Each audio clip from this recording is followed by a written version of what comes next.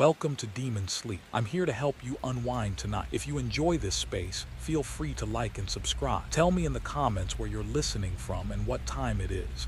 It makes this feel like a shared night across the world. These stories are different, and I'm glad you're here. Dim the lights, let the room settle, and let's begin. Story 1: The Silo. The bus door hissed shut behind him. Matt stood there on cracked asphalt where civilization surrendered to emptiness, his canvas bag heavy in one hand, watching diesel fumes chase the Greyhound toward a horizon that seemed to eat everything it touched. Did he pay for that ride? He genuinely couldn't recall. The driver's eyes had slid right through him like he was already a ghost. 8 months. That's all it had been. But the Texas flatlands sprawling before him looked like they'd survived a war he hadn't witnessed. Fence wire sagging between posts that leaned like broken teeth. The barn wearing its roof like a collapsed lung. And the house just crouched there at the end of that dirt spine. Windows black as drowned eyes. The porch light dead even though dusk was gathering like bruises across the sky. Something cold turned over in his gut. 20 minutes on foot. Each step released ghosts of powder-fine dust that crawled up his jeans, invaded his boots, coated the inside of his mouth until he could taste the land's thirst. By the time his shadow fell across the weathered porch boards, his throat felt lined with sandpaper. The door stood barely closed, not locked, not even latched properly. He pushed. The smell was a living thing. Vinegar so aggressive it clawed at his sinuses, sharp enough to summon tears. But beneath that caustic wave, something else breathed, metallic, warm, organic. The scent of blood exposed to heat. That specific wrongness that makes your hindbrain scream. From the kitchen, the rhythmic thunk of a blade meeting wood, steady as a heartbeat, relentless as time itself. Matt's instincts howled at him to run, to grab that bag, sprint back to the highway, stick his thumb out and disappear into any direction that wasn't here. Instead, he left his duffel in the dim hallway and forced his legs toward that metronomic sound, each step an act of will. His mother stood with her spine to him, shoulders rising and falling in that awful mechanical rhythm. The kitchen had been transformed into something from a fevered dream, mason jars colonizing every horizontal surface like a glass invasion. Counters, table, refrigerator top, all claimed by these vessels. Some held recognizable prisoners, green beans standing at attention, tomato quarters suspended in brine, corn kernels pressed against curved walls. Others contained darker mysteries, unidentifiable masses floating in amber fluid that caught the light like specimens in formaldehyde. Steam erupted from a canning pot on the stove, turning the air thick and wet and difficult to pull into lungs. Mom! She didn't pause, didn't turn. The knife continued its work, finding the board with the precision of a machine, each impact perfectly timed. He watched the muscles cord in her forearms, saw how perspiration had plastered dark strands of hair to her neck.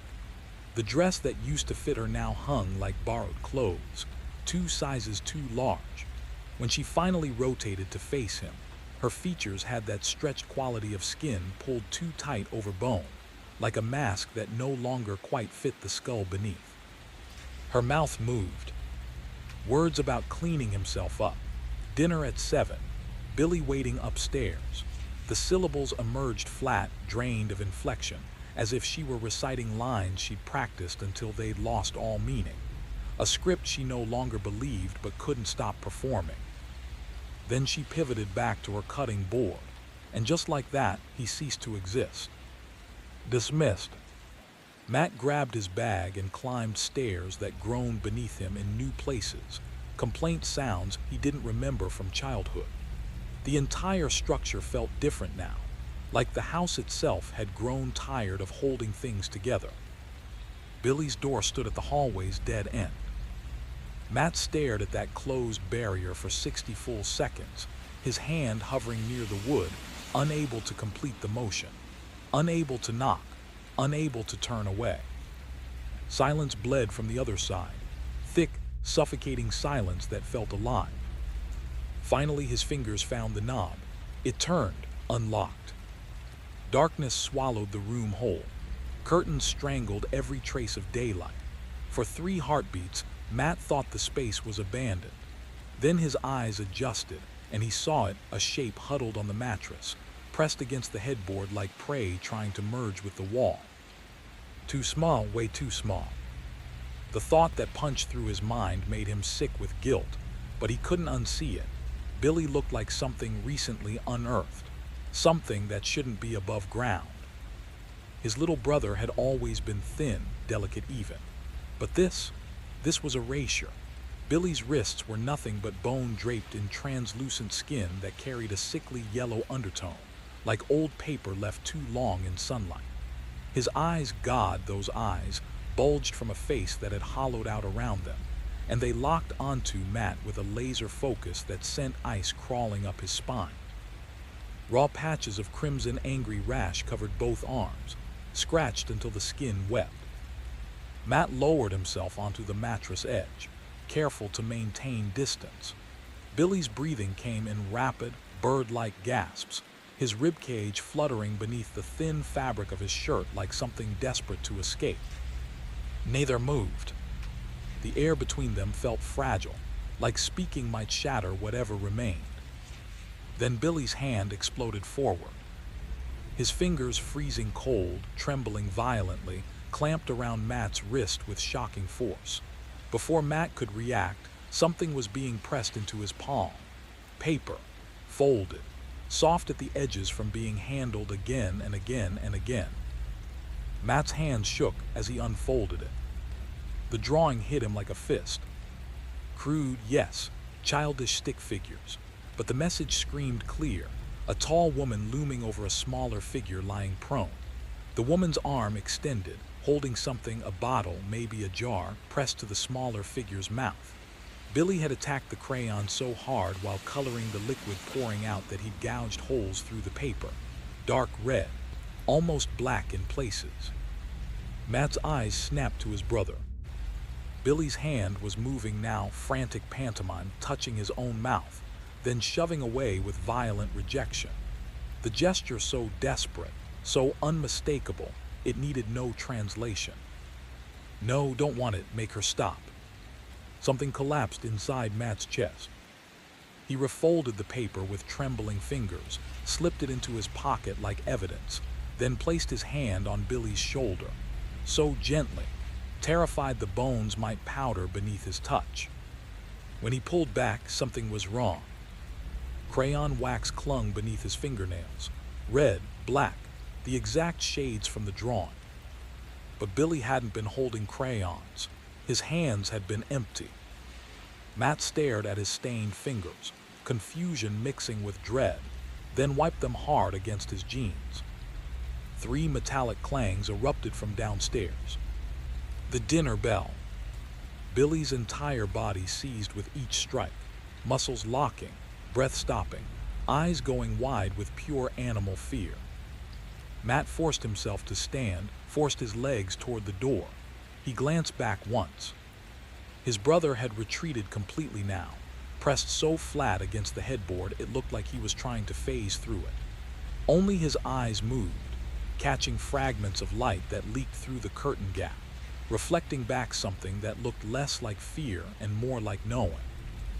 The dining room waited below. 3 place settings. The good china, the heirloom plates that belonged to Matt's grandmother, edges traced in faded gold. Seeing them displayed like this, for this meal in this house, made Matt's stomach turn over. Serving dishes crowded the center, green beans glistening with butter, mashed potatoes whipped into white peaks, and something else. A bowl squatted at the table's center, its contents dark and slick, catching lamplight in ways that made Matt's throat constrict. The stench rolling off, it turned his stomach inside out. Brenda already occupied her chair, spine rigid, hands nested in her lap like sleeping birds. She tilted her head toward the seat opposite, not a glance, just that small gesture, and Matt felt commanded. When she finally spoke, each word sounded practiced, rehearsed in front of mirrors, repeated until inflection died. Billy's too fragile for stairs now. You'll bring him a plate after. Matt sank into the chair. His eyes tracked his mother's movements as she reached for serving spoons, noting the eerie steadiness of her grip. No tremor, no hesitation. She loaded his plate with mechanical efficiency, green beans, potatoes, then paused over that bowl. The meat, because that's what it was, despite its wrong color, its disturbing texture. Your father's favorite. The words dropped between them like stones into still water. Matt's head snapped up, but Brenda's face remained a mask. Empty. Her focus welded to the spoon as it excavated a portion and deposited it onto his plate, where it settled into a spreading pool of its own murky liquid. The smell intensified.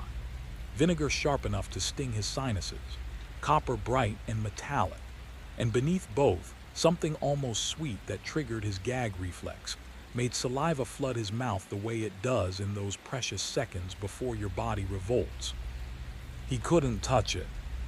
Instead, he rearranged the food with his fork, creating patterns, building barriers between the meat and everything else while Brenda ate with clockwork precision.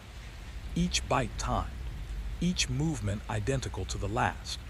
The only sounds were metal scraping porcelain and distant thunder growling closer, building toward something. Through glass streaked with dust, Matt watched the sky bruise purple-black.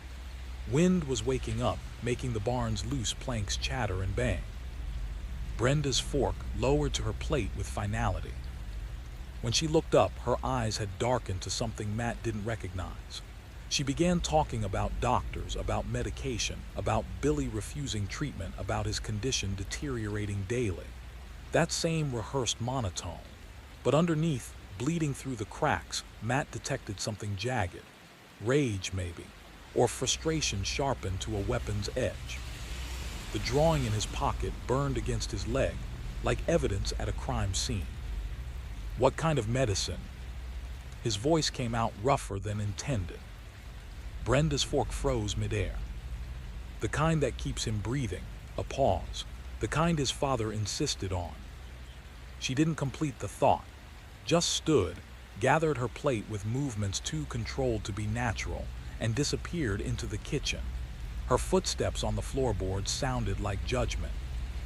Matt remained at that table, alone with congealing meat and the weight of something unspeakable. Outside, rain finally came. Fat drops exploded against windows, but instead of cooling the air, they seemed to thicken it, made it viscous, hard to pull into lungs.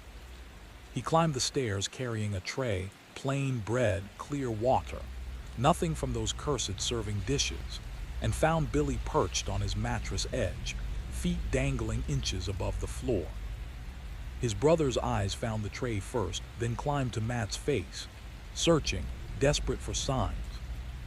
Matt set the food on the nightstand and dropped to his knees, bringing himself level with Billy, close enough now to smell what was happening inside that small body, that sickly sweet rot of systems failing, of something vital going wrong at the cellular level. Billy's gaze locked onto his. And in that moment, Matt understood exactly what his mother had been feeding them both. Billy's fingers scrabbled beneath the mattress edge. Another drawing emerged. This one hit different, more detailed, more deliberate. A cellar door rendered with careful lines.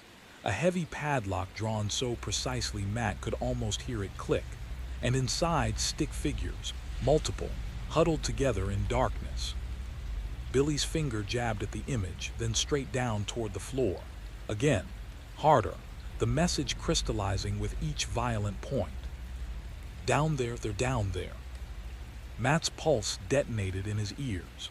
He folded this second drawing, pressed it against the first one in his pocket where they burned together like live coals. Thunder was closing in now, no longer distant but overhead, aggressive. Wind threw itself against the house in waves, testing every window, exploring every loose shingle for weakness. Rain transformed from drops to sheets, hammering glass like it wanted inside. Through it all, Matt heard her. Brenda moving below them, kitchen to dining room to kitchen, back and forth, back and forth. A packing pattern with no logic, no destination, just movement for movement's sake. Matt remained on the floor beside Billy's bed until his brother's eyelids finally surrendered, until his breathing shifted into something almost peaceful, almost normal. Then he rose slow, silent, and drifted to the window. The curtain edge peeled back under his fingers. Outside, the world had gone to war. Rain and dust collided midair, creating a churning brown paste that plastered everything it touched. The barn was barely a suggestion through the chaos. The fields beyond, completely devoured by gray nothing. Then he saw it. Movement near the cellar entrance. His lungs locked. Brenda, a dark figure bent against the screaming wind, shoulders hunched, hands clutching a lantern that swung like a pendulum gone mad. She was fighting with something at the cellar door, the padlock, Matt realized, wrestling with it while rain tried to drown her. He watched her battle that lock for what felt like centuries compressed into seconds. Then it yielded. The cellar door yawned open like a mouth, and she descended into blackness, swallowed whole.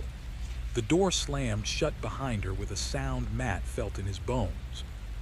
He stood frozen at that window, staring at the spot where his mother had ceased to exist. Started counting, 1, 2, 3. Billy's breathing continued its frantic flutter behind him. 57, 58. Lightning strobed the yard, creating snapshots of a world coming apart. 98, 99, 100. Matt moved. Billy remained lost in whatever dreams still found him. That bird chest rising, falling, rising. Matt slipped through the doorway, ghosted down the stairs with one hand skating the wall for guidance. The house groaned around him like something in pain, and through every window the storm escalated, wind now strong enough to bend trees into shapes that defied physics. The kitchen stood empty, but those mason jars, God, those endless jars, caught every lightning flash and threw it back fractured, casting deformed shadows that crawled across the ceiling like living things. Matt's shoes met the floor and stuck. Liquid pooled near the stove, spreading. He crouched, touched it with trembling fingers, brought them up to the next lightning burst. Red, blood red. His father's rain slicker hung on its hook in the mudroom like a relic from a previous life. Matt pulled it on massive on his frame, hanging like borrowed skin, and wrapped his fingers around the doorknob. The wind hit him like a physical assault the instant he stepped outside. Rain slashed his face like razor wire the second that door cracked open. He bent double against the assault, forced his body along the house's edge while mud grabbed at his boots, trying to hold him back. Each step was a negotiation with earth that wanted to swallow him whole. The cellar entrance gaped open ahead, a void darker than the storm itself. Lantern glow flickered up from below, weak and sickly, casting shadows that writhed like they had spines. Matt stood at that threshold with cold rain tunneling down his spine, every nerve ending screaming at him to run, to turn around, to get back on that bus and never stop moving. But Billy's desperate eyes lived behind his own now, and those drawings pressed against his chest felt like contracts written in something more binding than ink. He descended. Concrete stairs slicked with moisture and something else, something that made his feet hydroplane, sent him grabbing for the railing. Rough wood bit his palm, threatened splinters, but he held on and kept moving down into that smell. God, that smell. Vinegar and copper and sweet decay, but concentrated here, weaponized. So thick it became texture in his mouth, coated his tongue, made his eyes stream tears. The lantern perched on a wooden crate at the bottom, its trembling light revealing an impossibility. This space was wrong. Matt's childhood memories held a root cellar maybe 10 feet square, cramped, low ceiling, just enough room for preserved shelves and the old chest freezer that groaned through summers. But this cathedral of earth stretched back beyond where lantern light could reach, and the ceiling soared overhead like someone had excavated upward, downward, outward. Dirt walls showed shovel marks, evidence of expansion, of obsession. Someone had been digging for months, maybe years. Shelving consumed every visible wall, and the jars, Jesus Christ, the jars, hundreds, maybe thousands, ranked like soldiers, their contents catching light in shades that made Matt's stomach revolt. Amber, crimson, brown so deep it swallowed illumination. His hand moved without permission, reached for the nearest jar. Brenda's handwriting on the label, precise as a surgeon's notes. April. The next May, then June, July, August. Every month accounted for. Every jar holding those same suspended chunks in viscous liquid. Matt lifted one before rational thought could intervene. The contents moved like syrup, reluctant, and when he tilted the glass for better examination, one of the pieces rotated to face him. Meat, definitely meat. But the marbling was wrong. The fat distribution too familiar. The grain of muscle tissue speaking a language his hindbrain understood even as his conscious mind rejected it. Then he heard it. From somewhere in that darkness beyond the lantern's reach, a dragging sound, heavy, wet, the unmistakable friction of something substantial being hauled across concrete. Matt's fingers went numb. The jar nearly slipped. He set it down with exaggerated care, like sudden movement might trigger something, then rotated toward that sound. His pulse hammered so violently in his throat he couldn't swallow. "You weren't supposed to come down here." Brenda's voice emerged from the void first, flat as dead earth. Then she stepped into the light. She was carrying something, a bundle, canvas-wrapped, roughly the size of no, don't think it, don't complete that thought. Her dress wore stains down the entire front, dark and glistening, still wet. When the lantern light finally found her face, Matt stopped breathing altogether. Her expression held no recognition, no surprise, no anger. Just the blank efficiency of someone, interrupted during routine work. "Go back upstairs, Matthew," each word measured, practiced. "This isn't for you to see." But Matt's eyes had adjusted now, and past his mother's shoulder, deeper in that excavated darkness, he could make out shapes. More bundles stacked, waiting. And beyond those, something that might have been a table, tools arranged with surgical precision. Billy's second drawing burned in his pocket. The stick figures in the cellar. They'd never been prisoners. They'd been inventory. Her face remained that terrible blank mask from dinner. But her eyes, God, her eyes blazed with something feral, something that had been waiting beneath the surface for years. "What are you doing?" Matt's voice shattered into gravel. "Providing." She lowered the bundle onto a crate. The sound it made, wet, dense, final, sent acid rushing up Matt's throat. "The way I provided for your father." Her hand smoothed the canvas like she was tucking in a child. "The way I'll provide for Billy if he just stopped fighting me." The bundle shifted, one corner of fabric peeled away. Flesh underneath, pink, fresh, but the muscle fiber ran wrong, patterned in ways that Matt's eyes understood before his mind would accept. Then everything connected at once. Billy's raw, scratched arms, his father's skeletal frame before the funeral, the jars, those hundreds of jars, each labeled with months like a butcher's ledger, like a... Matt's legs moved.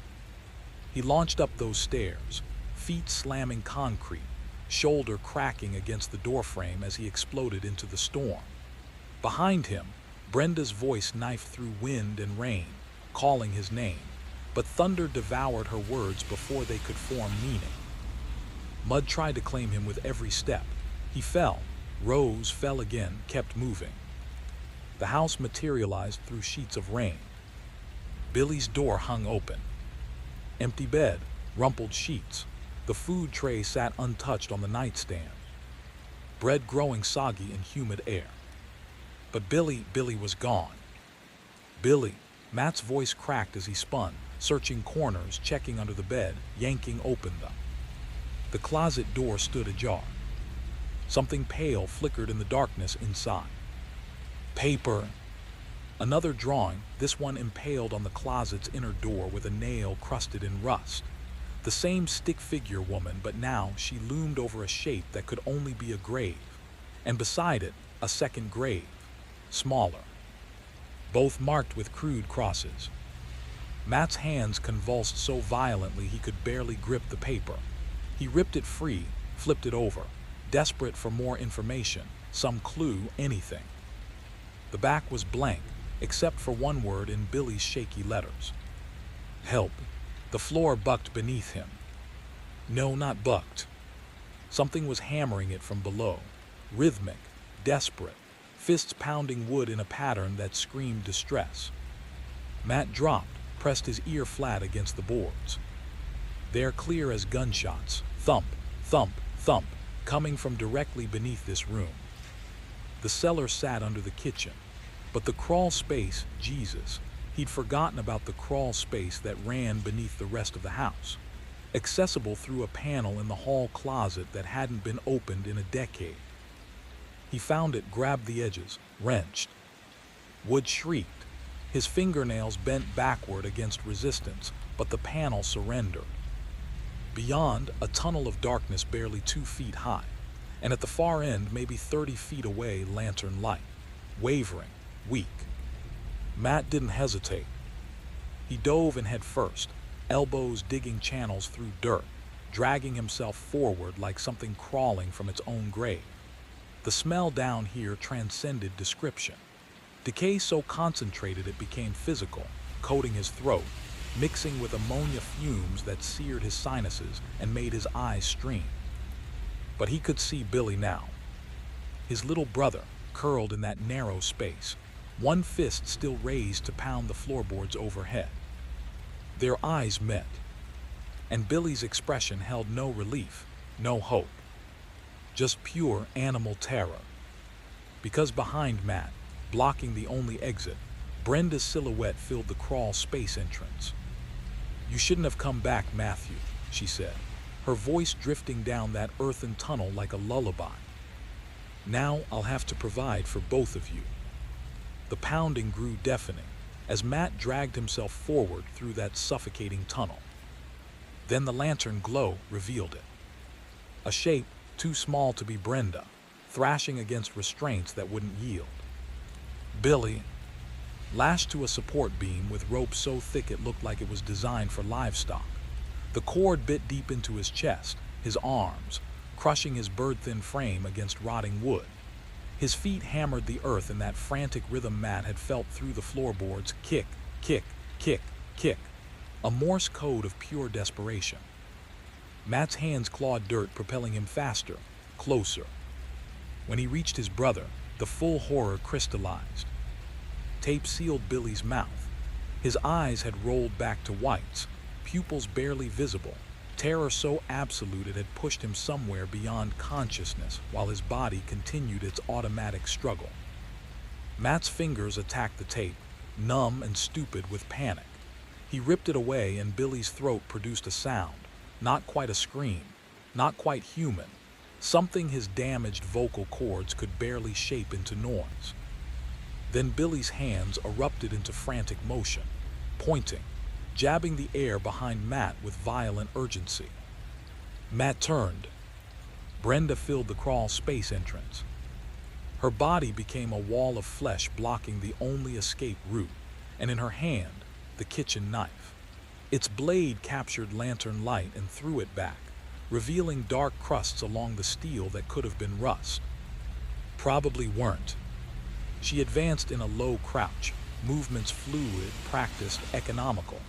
The gait of someone who'd navigated this exact scenario before, multiple times. The bundle in the cellar, the jars, all those hundreds of jars. Matt shoved himself between his mother and his brother, hands rising in a gesture that begged and defended simultaneously. He tried to speak, tried to find the combination of syllables that might reach whatever fragment of humanity remained in the thing crawling toward them. But she just kept coming, that blank mask never cracking. He has to eat. Her voice emerged calm, almost gentle, but underneath exhaustion so profound it had fossilized into something permanent, or maybe grief, ancient, bottomless grief. The medicine doesn't work without food. She was close enough now that Matt could smell the copper on her breath. Your father understood eventually. He refused at first too, but he came around. A pause, the knife adjusted in her grip. They all do. Matt's hand found something in the dirt beside him.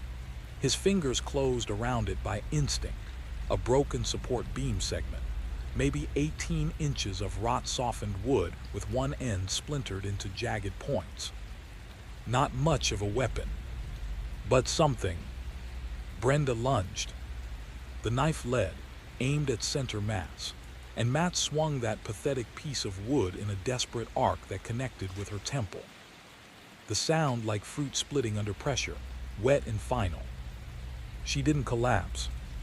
Instead, she descended in stages as if her body was negotiating with gravity.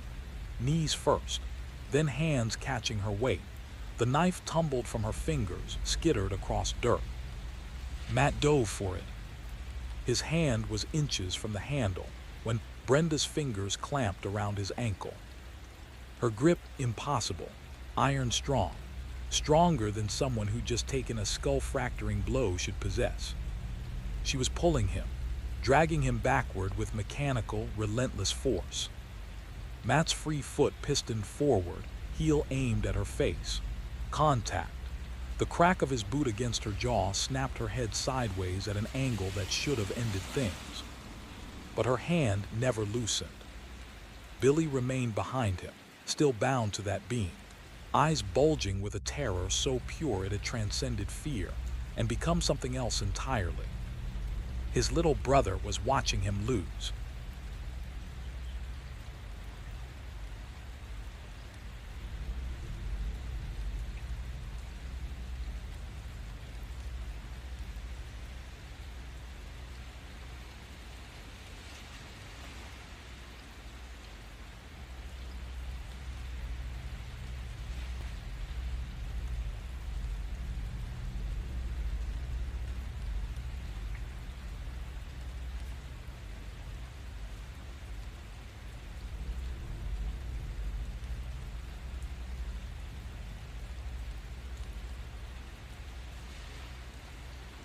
Matt's arm rose without thought, without conscious decision.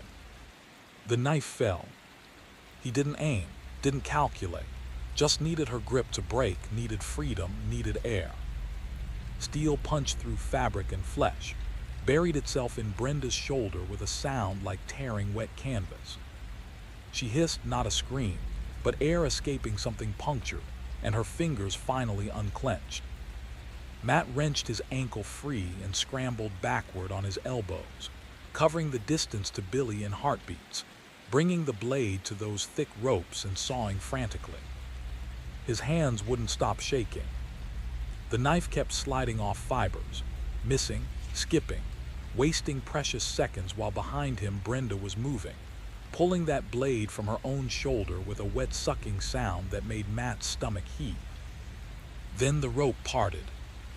Billy collapsed into him, all sharp edges and violent trembling, weighing less than any child should, feeling like he might shatter if Matt held him too tight. Brenda was standing now, using the support beam for leverage, pulling herself vertical despite the blood pumping from that shoulder wound in rhythmic spurts, soaking her dress black in the lantern's failing light. Her face had transformed. That blank mask had finally cracked, and what stared out from behind her eyes was raw, desperate, almost pleading. You don't understand, her voice broke on the words. I'm trying to help. The sickness, it's in all of you. Your father had it, Billy has it. She took a lurching step forward. You have it too. Can't you feel it eating you from inside? I can fix it. I can make it stop. You just have to let me. Matt didn't wait for the rest. He grabbed Billy, his brother weighing nothing, less than a child should, almost weightless. and shoved him ahead through the crawl space tunnel back toward that rectangle of gray light marking the hall closet entrance. Behind them, Brenda followed. Her breathing had gone loud and wet, each movement of that wounded shoulder producing sounds like water going down a clogged drain, gurgling, struggling. Matt could see Billy's legs kicking as he pulled himself up and out. Then hands reached down Billy's hands, impossibly, helping, and yanked Matt through the opening. They collapsed together in the hallway, a tangle of limbs and heaving lungs. Then new sounds erupted from below. Not footsteps, a dragging sound, heavy, wet, something being hauled across kitchen tile. Matt threw his weight against the crawl space panel, slamming it shut, then grabbed the hall table and muscled it in front of the opening. Flimsy barrier, temporary at best. Move, he hauled Billy to his feet and they ran for the front door. The storm had evolved into something apocalyptic. Wind hit the house hard enough to make walls groan, strong enough that Matt could see trees through the windows bent nearly horizontal, their trunks forming impossible angles. Rain didn't fall anymore, it attacked, hammering glass in sheets while dust kicked up by the tempest turned the air into churning brown soup. Matt dragged Billy onto the porch. They stood there in that maelstrom, instantly drenched, Billy's fingers digging into Matt's arm hard enough to bruise, while lightning strobed the world into flashing snapshots of chaos. Behind them, wood splintering. Brenda had broken through the panel. Matt could hear her inside the house now, moving room to room with that awful dragging gait, hunting, searching, getting closer. Move. Matt seized Billy's hand and yanked him off the porch into the storm's fury, feet pounding mud as they ran toward the barn, the only shelter close enough to reach before Brenda emerged through that front door. The barn entrance had swollen shut from moisture. Matt hit its shoulder first. Once, nothing, twice. Wood groaned. Third impact and it surrendered, sending them both sprawling inside. Darkness swallowed them. The air tasted of decomposing hay and ancient machine oil, but at least it was dry, and more importantly, there was a massive wooden beam mounted beside the door, designed to drop across and seal them inside. Matt slammed the door and dropped that beam into place, just as something collided with the other side hard enough to spider-crack the wood. Brenda already there, pounding, relentless. Her voice filtered through the barrier, still carrying that eerie calm, still measured and reasonable as she explained about medicine and sickness, and how she was only trying to save them, only trying to help if they just listen, if they just understand. Billy crushed himself against Matt's ribs, skeletal frame vibrating like a tuning fork.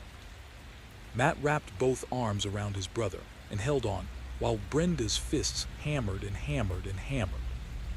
It went on forever, then stopped. Silence crashed down so suddenly Matt's ears rang with it. He stood frozen, every muscle locked, straining to hear past the storm's roar and Billy's rabbiting breath. 1 minute, 2, 5. Maybe she'd given up. Maybe she'd retreated to the house, maybe. Glass exploded somewhere to their left. The side window, the one facing the equipment yard. Go, Matt shoved Billy deeper into the barn, past the rusting tractor, past the harrow with its broken teeth, past their father's truck that hadn't turned over in 3 years and never would again. A ladder rose into darkness above them, access to the hay loft. Climb. The first word Matt had actually spoken to his brother since stepping off that bus, and Billy obeyed instantly. His thin arms hauled his weightless body up those rungs with startling speed, vanishing into the blackness above. Matt followed, boots finding purchase, hands gripping wood slick with age and moisture. Below, Brenda moving through the barn, footsteps steady despite that shoulder wound that should have incapacitated her, should have sent her into shock, should have stopped her by now. The loft was cramped, maybe 10 feet square, with a single window overlooking fields that had dissolved into brown nothing. Most of the hay had rotted into memory, leaving only scattered skeletal bales and bare wooden planking beneath. Billy crouched in the corner farthest from the ladder opening, making himself as small as possible, and Matt positioned himself between his brother and the only way up. Then Brenda's head appeared. She pulled herself into the loft with mechanical efficiency, that wounded shoulder barely slowing her, blood still pumping dark rivulets down her arm. When she stood to her full height in that confined space, her eyes found Matt's. And she smiled. Not the blank mask anymore. This was something worse, genuine affection mixed with absolute certainty. "It's okay, sweetheart," she said softly. "It won't hurt much, and then you'll never be sick again." The knife glinted in her hand. "Just like your father, just like Billy." She took a step forward. "Just like all of us should be." Matt's hand closed around something behind him, one of the rotting hay bales. He hurled it at her face and lunged for the ladder, grabbing Billy's arm and pulling him along. They hit the ground floor running, Matt's brain screaming at him to find the truck keys. His father's truck had to be somewhere, had to. There, hanging on a nail by the workbench, covered in dust and spider silk, but there. Matt snatched them and practically threw Billy into the passenger seat, cranked the ignition, and nothing. Dead battery, of course, 3 years sitting idle. Above them, Brenda descending the ladder, taking her time, no rush. Matt's eyes found the barn door, still barred from inside. They were trapped. Billy's hand suddenly gripped his arm, finger pointing. The tractor. Old diesel. Those engines ran on compression, didn't need a battery. Matt dove from the truck cab, hauled Billy with him, climbed onto that ancient machine, and found the key still in the ignition from whenever his father had last used it. He turned it, pulled the choke. The engine coughed, died. Brenda's footsteps on the barn floor now, getting closer. Matt tried again. Cough, sputter. "Come on, come on, come on." The diesel roared to life. Matt slammed it into gear, aimed the front-end loader at the barn door, and hit the accelerator. The tractor lurched forward like a drunk elephant, picked up speed, and the loader hit that barred door with the force of several tons of steel and momentum. Wood exploded outward into the storm. They were through. Into rain and wind and darkness, but through. The tractor crawling forward at its maximum 15 miles per hour, while lightning painted the world in stuttering white flashes, and Billy clung to the fender beside Matt. Both of them drenched and shaking, but moving, escaping, alive. In the side mirror, Matt saw Brenda standing in the barn's demolished entrance. Just standing there, watching them go. Not chasing anymore. Just watching. Her lips were moving, but the storm swallowed whatever words she was saying. And as the tractor carried them down that long dirt road toward the highway, toward civilization, toward anywhere that wasn't here, Matt looked down at Billy and saw his brother's eyes were closed. His lips were moving too. Praying maybe. Or counting. Or just repeating the same word over and over like a mantra. Help, help, help, help. The rain kept falling.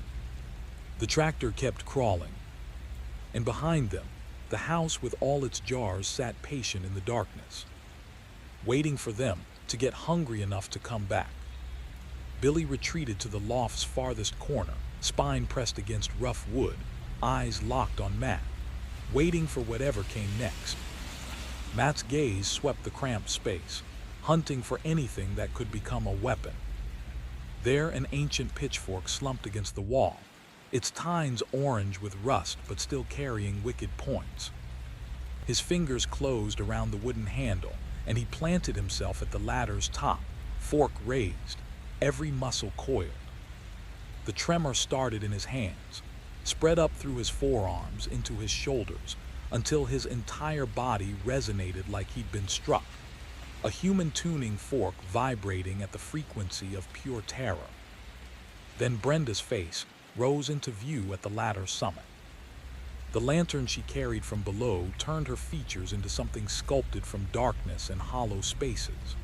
Blood had painted her entire dress front black now, and that shoulder hung at an angle that defied anatomy, dislocated or shattered, but she was smiling. That smile was worse than anything that had come before. "Matthew," her voice emerged soft, almost tender, the tone she'd used when he was small and had nightmares. "You're sick, sweetheart. Surely you can feel it eating you from inside." Another rung up. "The same disease that consumed your father, but I can help. I helped him. You just have to trust me." Her good hand gripped the ladder. "You just have to eat what I've prepared." Matt raised the pitchfork higher, trying to stop the shaking. "Stay back." His voice came out steadier than his body, steadier than his racing heart had any right to produce. She climbed another rung. "Your brother needs his medicine." Her eyes shifted past Matt to where Billy huddled. "Look at him, Matthew. Really look. See how the bones push through his skin now, how his breath comes shallow. One more step. Another week without what I've made for him and there won't be anything left. He'll just dissolve. Is that what you want for him?" Matt's gaze flicked to Billy. His little brother was corpse-pale, trembling, those angry rashes blazing scarlet across both arms in the lantern's glow. But his eyes were sharp, focused, clear. When their gazes met, Billy's head whipped side to side. "No." His hands came up in that violent pushing away gesture, emphatic, desperate. "I'd rather die." That's what those movements said.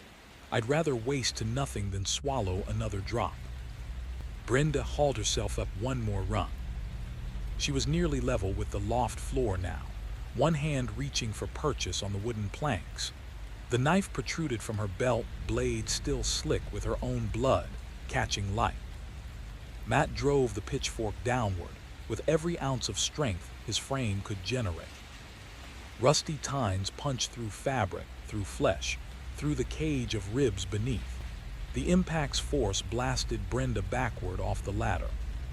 She fell without sound. Her body hit the barn floor below with a wet, final percussion that imprinted itself on Matt's brain instantly and permanently, a sound he'd carry to his own grave. She didn't move after landing. The lantern had tumbled from her grip, rolled several feet, and now lay on its side. In that sideways light, Matt watched Brenda's eyes go empty, watched consciousness drain out of them like water through a sieve, leaving only fixed glass staring at nothing. Then the lantern's glass shattered. Flames spilled across the barn floor in a wave of hungry yellow, finding ancient hay, dried wood, decades of accumulated tinder. The fire spread like it had been waiting years for this exact moment. Matt stood frozen at the ladder's top, pitchfork still gripped in white-knuckled hands, watching the fire multiply and climb. Billy appeared beside him, small hand finding Matt's arm. The flames attacked the barn walls with impossible speed, feeding on wood so old and dry it might as well have been soaked in gasoline. Heat rose in waves, turning the air shimmering and unbreathable. "We have to go," Matt heard himself say. But his legs wouldn't move.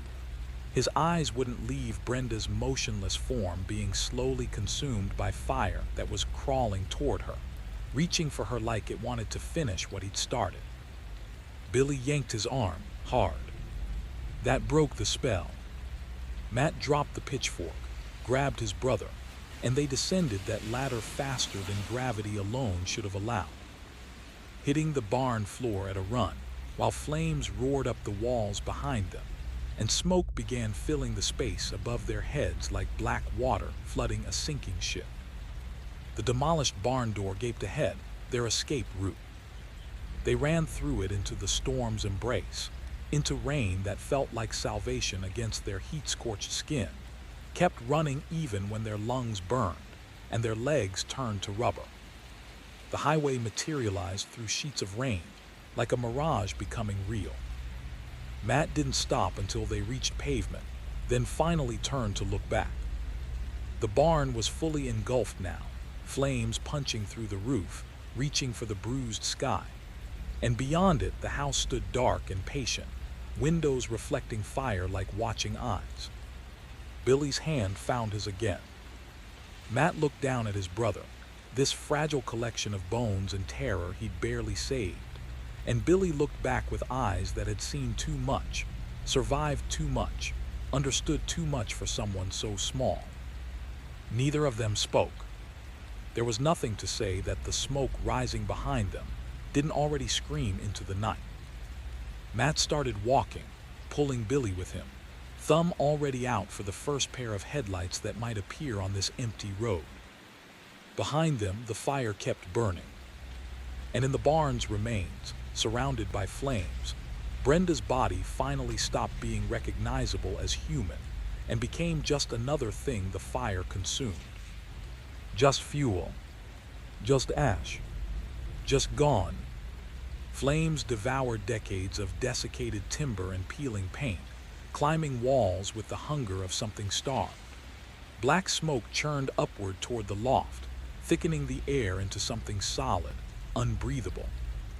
Matt's brain calculated 60 seconds, maybe less, before they'd have to choose between jumping and asphyxiation. His eyes found the window. Small, too narrow for his frame, but Billy might squeeze through.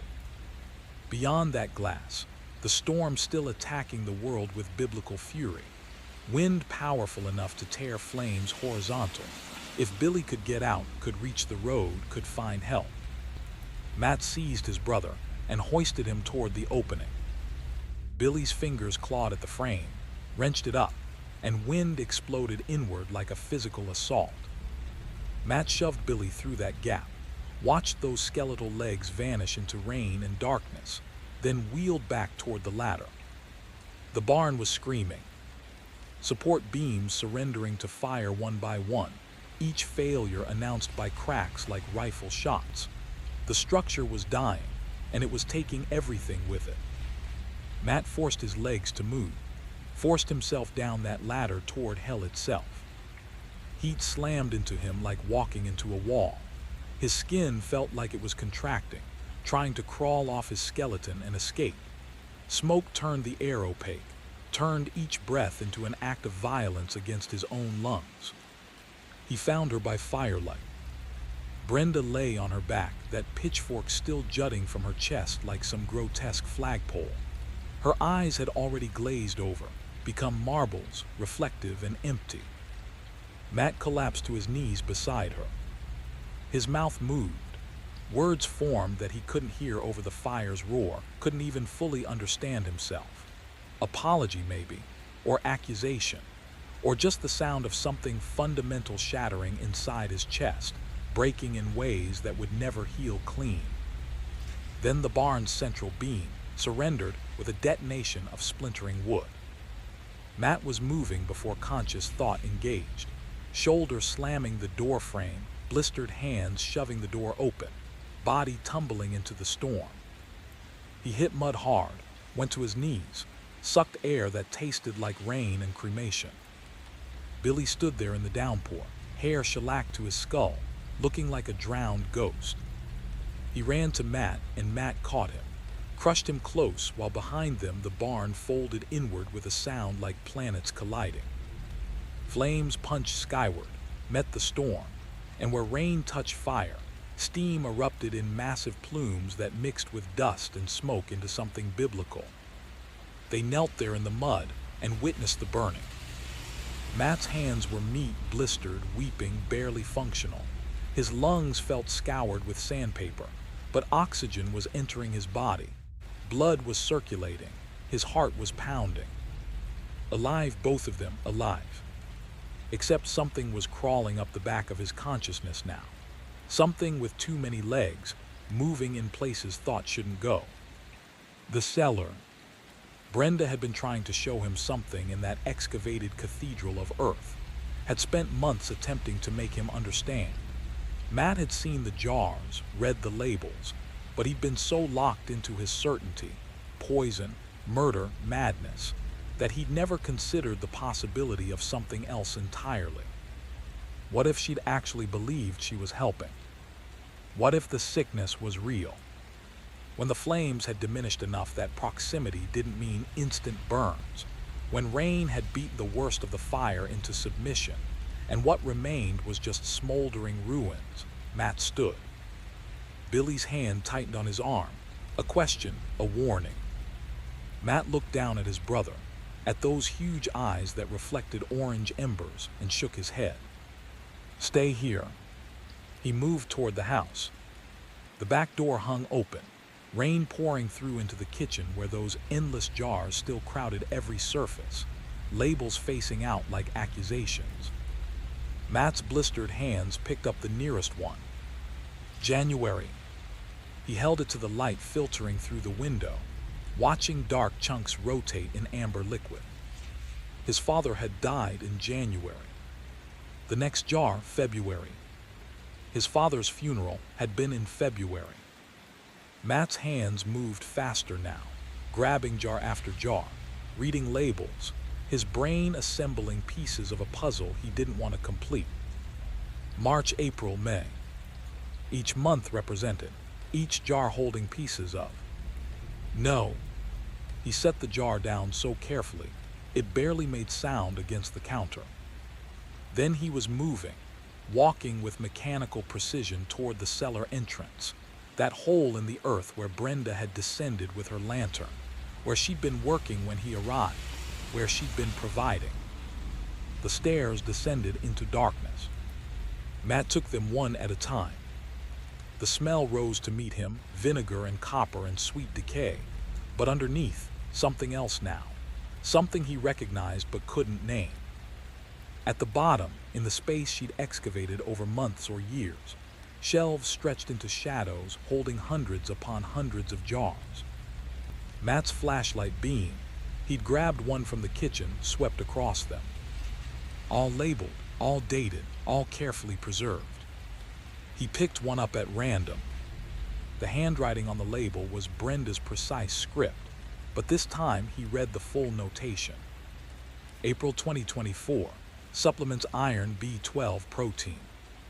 His hand was shaking as he opened it. The smell that emerged wasn't rot. It was medicine, pungent, chemical, desperate. The chunks inside were liver, beef liver probably, or pork, dense with iron, suspended in vitamin-fortified broth. Matt's legs gave out. He sat hard on the cellar floor, surrounded by hundreds of jars, each one representing a month of Brenda's obsession with keeping them alive, keeping them fed, fighting whatever wasting sickness she believed was consuming her family. She'd been making medicine. Crude, desperate, probably ineffective medicine. But medicine nonetheless. Matt thought about his father's rapid weight loss before death, about Billy's skeletal frame and those rashes, maybe vitamin deficiencies, maybe malnutrition she was trying frantically to reverse. About his own reflection in the bus window on the ride home, thinner than he remembered, hollows under his eyes he'd attributed to hard living. What if she'd been right? What if there was something wrong with all of them? Some genetic weakness or environmental poisoning, and this was her attempt at a cure? What if he'd just killed his mother for trying to save them? The flashlight beam trembled in his hand. Above him, rain continued to fall on what remained of their burning world. And in his pocket, Billy's drawings waited. Stick figures and graves and desperate pleas for help from a child who'd rather die than swallow one more spoonful of his mother's love. Matt sat in that cellar until dawn, trying to decide which version was true, knowing he'd never be certain, knowing that uncertainty would follow him forever, a second shadow he could never outrun. When he finally climbed those stairs back into morning light, Billy was waiting on the porch, just standing there, watching the smoke rise from the barn's remains. Their eyes met. Neither spoke. Some questions don't have answers. Some stories don't have endings. Just smoke. Just ash. Just two brothers standing in the ruins of everything they'd known, trying to figure out what happens next. Matt forced his legs to carry him back toward the house. Billy moved to follow, but Matt stopped him with a raised hand.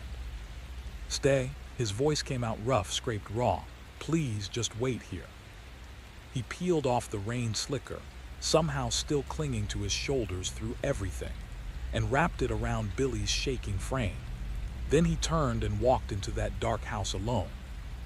Inside, silent stillness. The kitchen jars captured every lightning flash from outside and refracted them into twisted shapes that crawled across walls and ceiling. Matt found a flashlight in the utility drawer, tested it. The beam cut through darkness like a scalpel. The cellar door waited. He descended those stairs with exaggerated care, each step slick with rain that had blown through the open entrance. The flashlight beam swept ahead, revealing concrete and shadow. The smell rose to assault him, vinegar, copper, that sweet organic rot, but thicker now. Concentrated, almost solid enough to choke on. At the bottom, Brenda's lantern lay abandoned, glass shattered, but the candle inside remained intact. Matt's blistered hands fumbled with matches, got it lit, held it aloft. The jars stretched away into darkness like an army at attention. Hundreds, maybe thousands.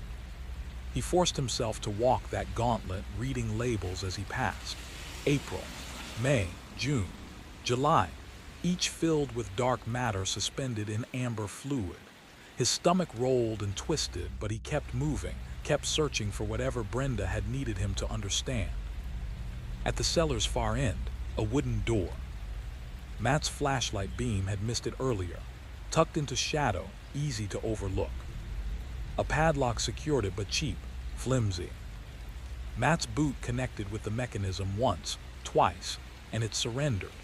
The door groaned open on hinges orange with rust, revealing a space barely 6 feet square. Dirt floor, earthen walls. And in the center, a mound of freshly turned soil. The lantern nearly slipped from Matt's grip. His knees hit dirt. His ruined hands began digging before his brain could authorize the action, blisters splitting, bleeding into the earth, mixing with whatever lay beneath. The soil came away easily, loose, barely settled. Within minutes, his fingers struck something. Fabric, ancient fabric that dissolved at his touch, rotted through by time and moisture.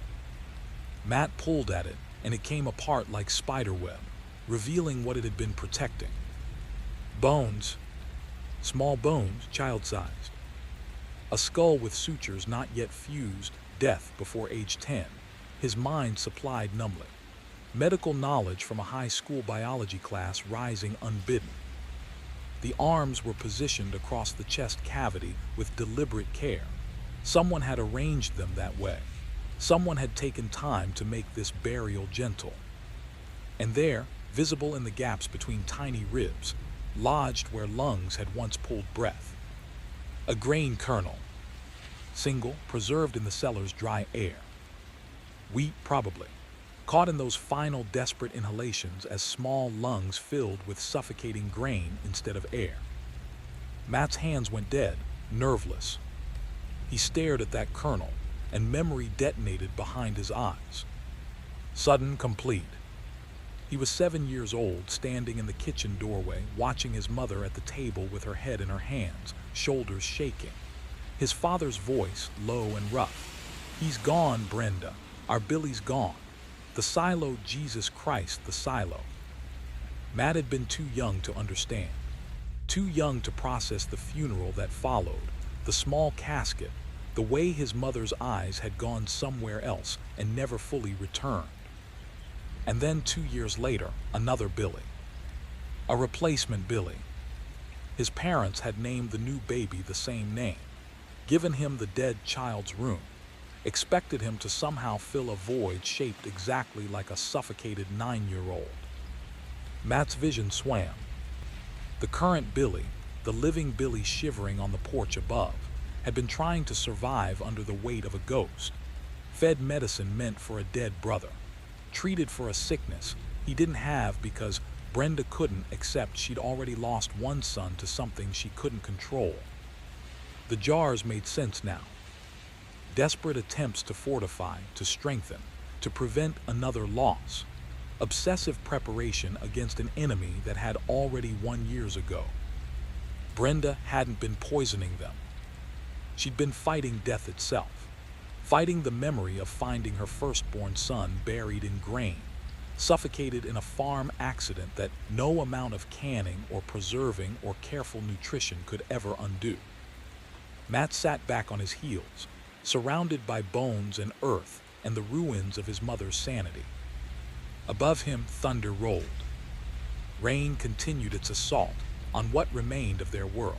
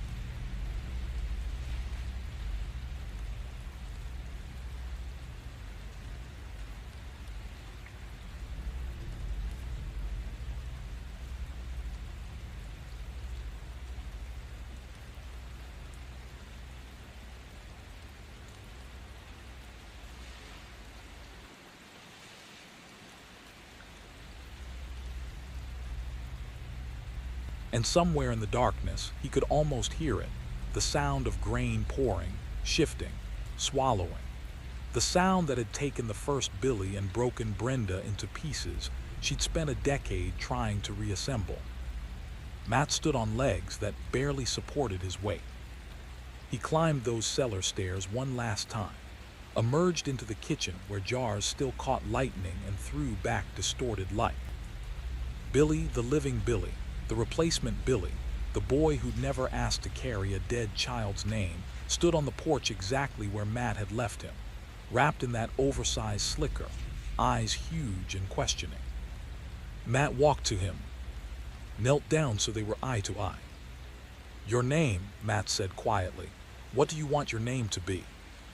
Billy's mouth opened, closed, opened again. No sound emerged. His damaged throat couldn't produce words anymore. But his hand moved, finger tracing letters in the air between them. "S-A-M. Sam," Matt repeated.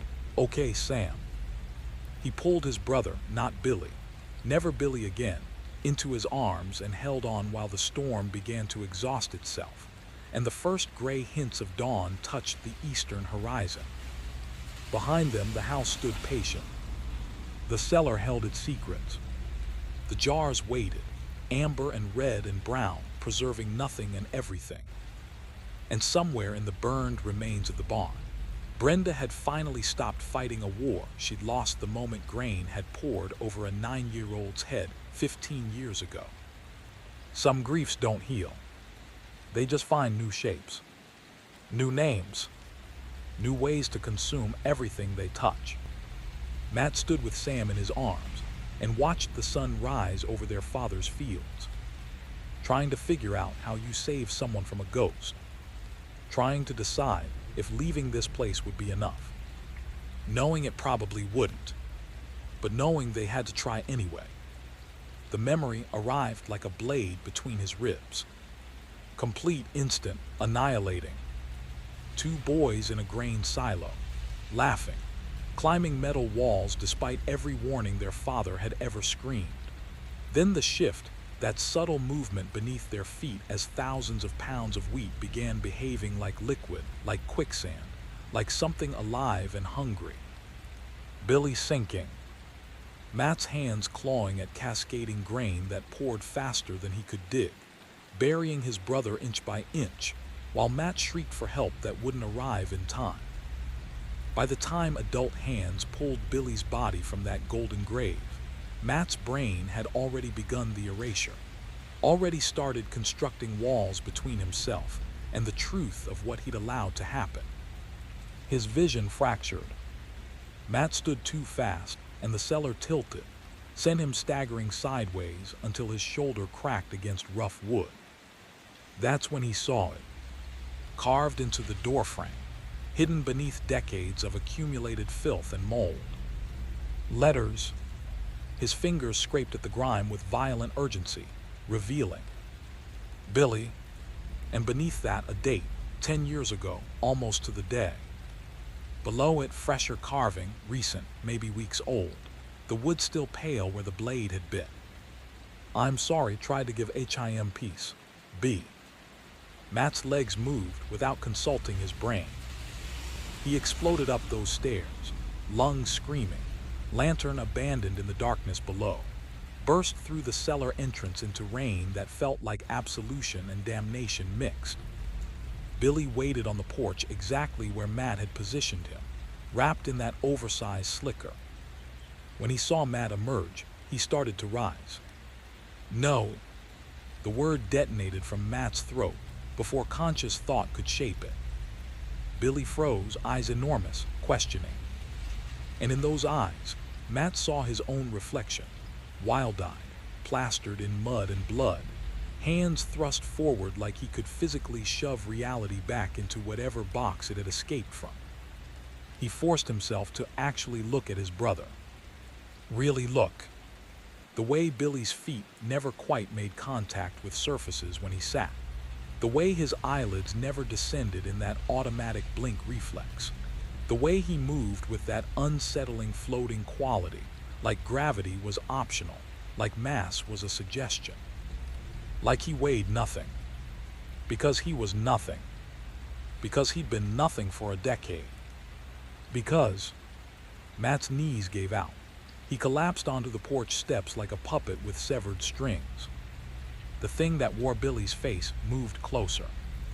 When it reached for Matt's arm, Matt recoiled so violently he pitched sideways off the step, landed hard in mud that tried to swallow him. You're not real. His voice sounded borrowed, like it belonged to someone else entirely, someone far away, someone who still believed in the difference between possible and impossible. You can't be real.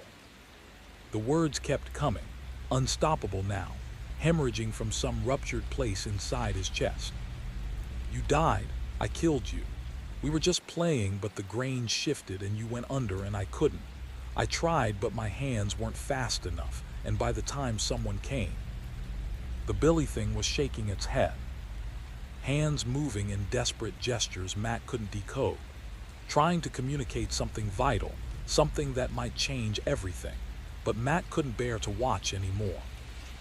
He scrambled to his feet and lurched back toward the cellar entrance. There had to be an explanation, some rational framework that would make this make sense. Maybe Brenda had. What? Kept Billy's corpse preserved somehow, animated it through some impossible means. Or maybe Matt had finally fractured completely. Maybe everything since stepping off that bus had been hallucination. Maybe he was still in the silo, still 7 years old, still dying alongside his brother in an ocean of suffocating grain.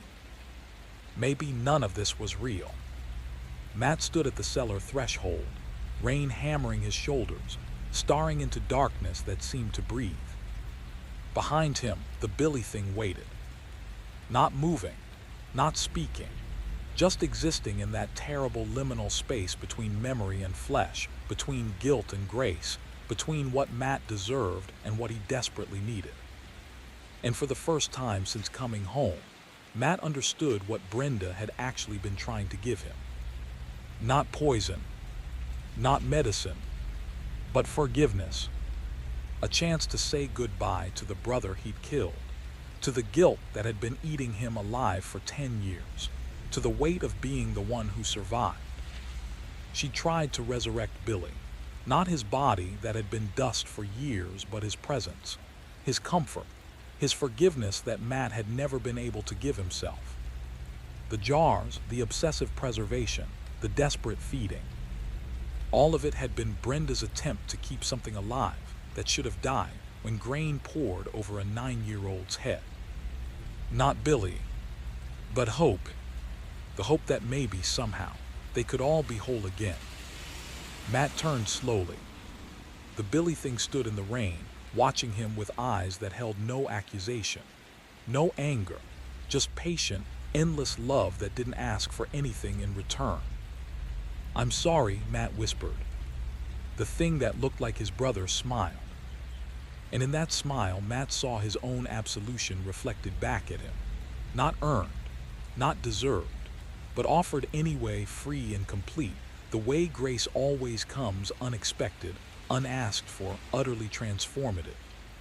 He took a step forward, then another, until he was close enough to touch.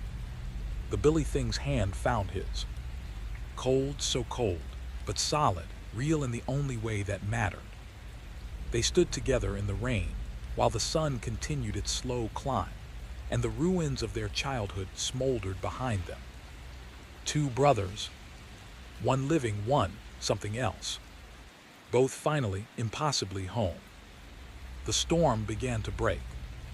Light found its way through thinning clouds. And in that pale dawn, Matt let himself believe, just for a moment, that maybe some debts could be forgiven. Maybe some ghosts were meant to stay. Maybe love was strong enough to outlast death itself and pull broken pieces back into something almost whole. The rain stopped. Silence descended.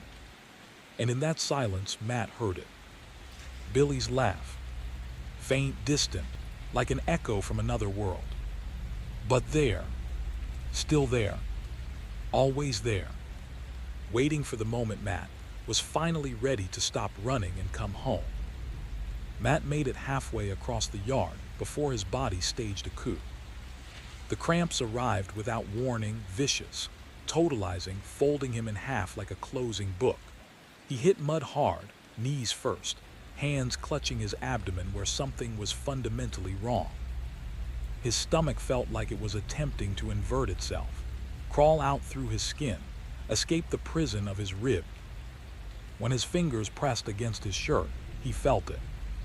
Movement beneath the surface, rippling, churning with autonomous life. The rashes on his arms were spreading. Matt watched in real time as they climbed toward his elbows like living things, skin bubbling and splitting in places, weeping clear fluid that mixed with rain and ran in diluted streams down his forearms. He'd seen these exact rashes on Billy. No, not Billy, because Billy had been dead for a decade. He'd seen them on the thing he'd believed was Billy, the phantom his fragmenting mind had constructed to protect him from unbearable truth. Matt forced his legs to obey, to straighten, to bear weight. The house wavered in his vision, edges going soft like watercolors bleeding together, but he fixed his gaze on the back door and commanded his body to reach it. His legs felt rented, borrowed from someone else's body, loosely attached at best. But he got them moving, stumbled across the porch, through the doorway. The kitchen table was buried under paper. How had he missed this before? Stacks everywhere, held down by those omnipresent canning jars, waiting for someone to finally pay attention. Matt grabbed the nearest document and hauled it close to his face, squinting until the text resolved into words that made his throat close. Hospital discharge summary. His name at the top. Date 3 weeks ago. Diagnosis: terminal liver failure. Acute psychosis secondary to hepatic encephalopathy. Recommendation: hospice care, 24-hour supervision required. Beneath it, another form, contract for in-home nursing services, signed by someone named Brenda Miller, RN. The signature was precise, methodical, the exact handwriting that labeled every jar in that cellar. The papers rattled in Matt's trembling hands like dry leaves in wind.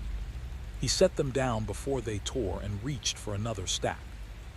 Medical records, months of them, chronicling the progression of something irreversible: cirrhosis, encephalopathy, hallucinations that began 6 months ago and escalated into full psychotic breaks. Notes about a patient who refused medication, who became combative when treatment was attempted, who believed his deceased younger brother was alive and required rescue. A photograph was clipped to one page. Matt and Billy as children, standing before the silo. Billy couldn't have been older than 7 in the image, that gap-toothed grin splitting his face. One arm slung over Matt's shoulders in the easy affection of brothers who didn't yet understand that death could reach for them. Matt's vision blurred, not from tears, from something worse. The edges of the photograph were multiplying, splitting into doubles, triples, fracturing like a broken mirror until he couldn't count how many Billy smiled at him from that frozen moment. He dropped the picture and grabbed his head, trying to squeeze his skull back into a shape that made sense. The kitchen was rotating now, slow at first, then faster, the jars on every surface catching light and throwing it back in patterns that spelled words he couldn't read but somehow understood. "You're dying. You've been dying for months. There was no mother, no murder, no monster. Just a hospice nurse trying to keep you alive while your liver failed and your brain drowned in its own toxins." Matt's knees found the floor again. His hands pressed against tile that felt simultaneously ice cold and burning hot. The thing on the porch, the Billy thing, was it still there? Had it ever been there? Or was it just another symptom, another hallucination conjured by a brain suffocating in ammonia and desperation? He crawled toward the back door, had to see, had to know. But when he reached the threshold and looked out into the rain, nothing. The porch stood empty. Just an oversized rain slicker, crumpled on the boards where someone, had been standing moments ago. Or had it been hours? Had it been days? Time was doing something strange, folding in on itself, playing tricks. Matt's stomach lurched and he vomited onto the porch, but what came up wasn't food. It was black, viscous, wrong.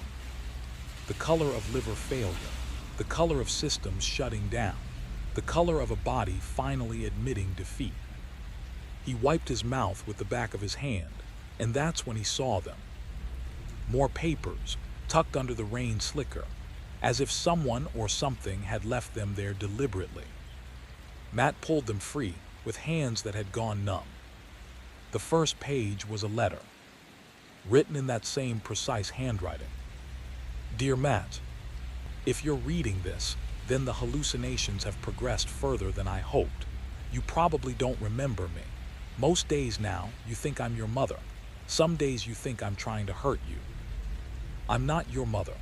Your mother died 8 years ago. I'm the nurse your aunt hired to care for you when the doctors gave you 3 months. That was 7 months ago.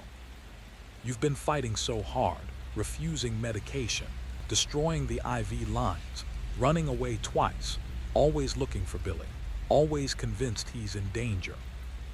I've tried everything to help you except treatment. The jars in the cellar, that was my attempt to make the supplements appetizing, to hide the medication in food you might actually eat. I labeled them by month because I was tracking which formulations you'd tolerate. I failed you. I know that now. But I want you to know that Billy isn't suffering. He hasn't been suffering for 10 years. What happened in that silo wasn't your fault. You were 7 years old. Children play. Sometimes terrible things happen. Your guilt has kept you alive longer than any medicine could. but it's also been killing you. It's time to let him go, Matt. It's time to let yourself go too. You fought long enough. Brenda. Matt's hands went slack. The letter drifted to the wet porch boards. Behind him, the house creaked, settled, breathed. And in that breath, Matt heard it. Forgiveness. Not from Billy. From himself. For the first time in 10 years, or maybe for the first time in 7 months of dying, Matt exhaled the weight he'd been carrying and let it scatter into the rain. His body was shutting down. His mind was fracturing. But in this moment, lucid and clear and utterly calm, he understood. Some stories don't have villains. Just people trying their best in impossible circumstances. Just broken hearts attempting to mend what can't be fixed. Just love that outlasts reason and refuses to surrender, even when surrender is the only mercy left. Matt lay down on those porch boards. The rain continued its soft percussion above him. And somewhere in the space between waking and whatever came next, he felt it. A small hand slipping into his. Cold but solid. Real in the only way that mattered. "It's okay," Billy's voice whispered, or maybe it was just wind. "I've been waiting. We can go together now." Matt's fingers tightened around that impossible hand.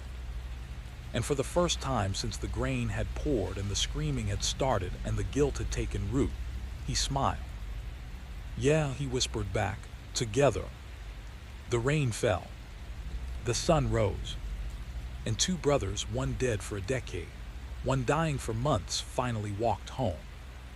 Together, just like they'd always meant to. Shoulders in that frozen moment before everything broke. Someone had scrawled a date on the reverse, 2 months before the silo, before the grain, before everything ended.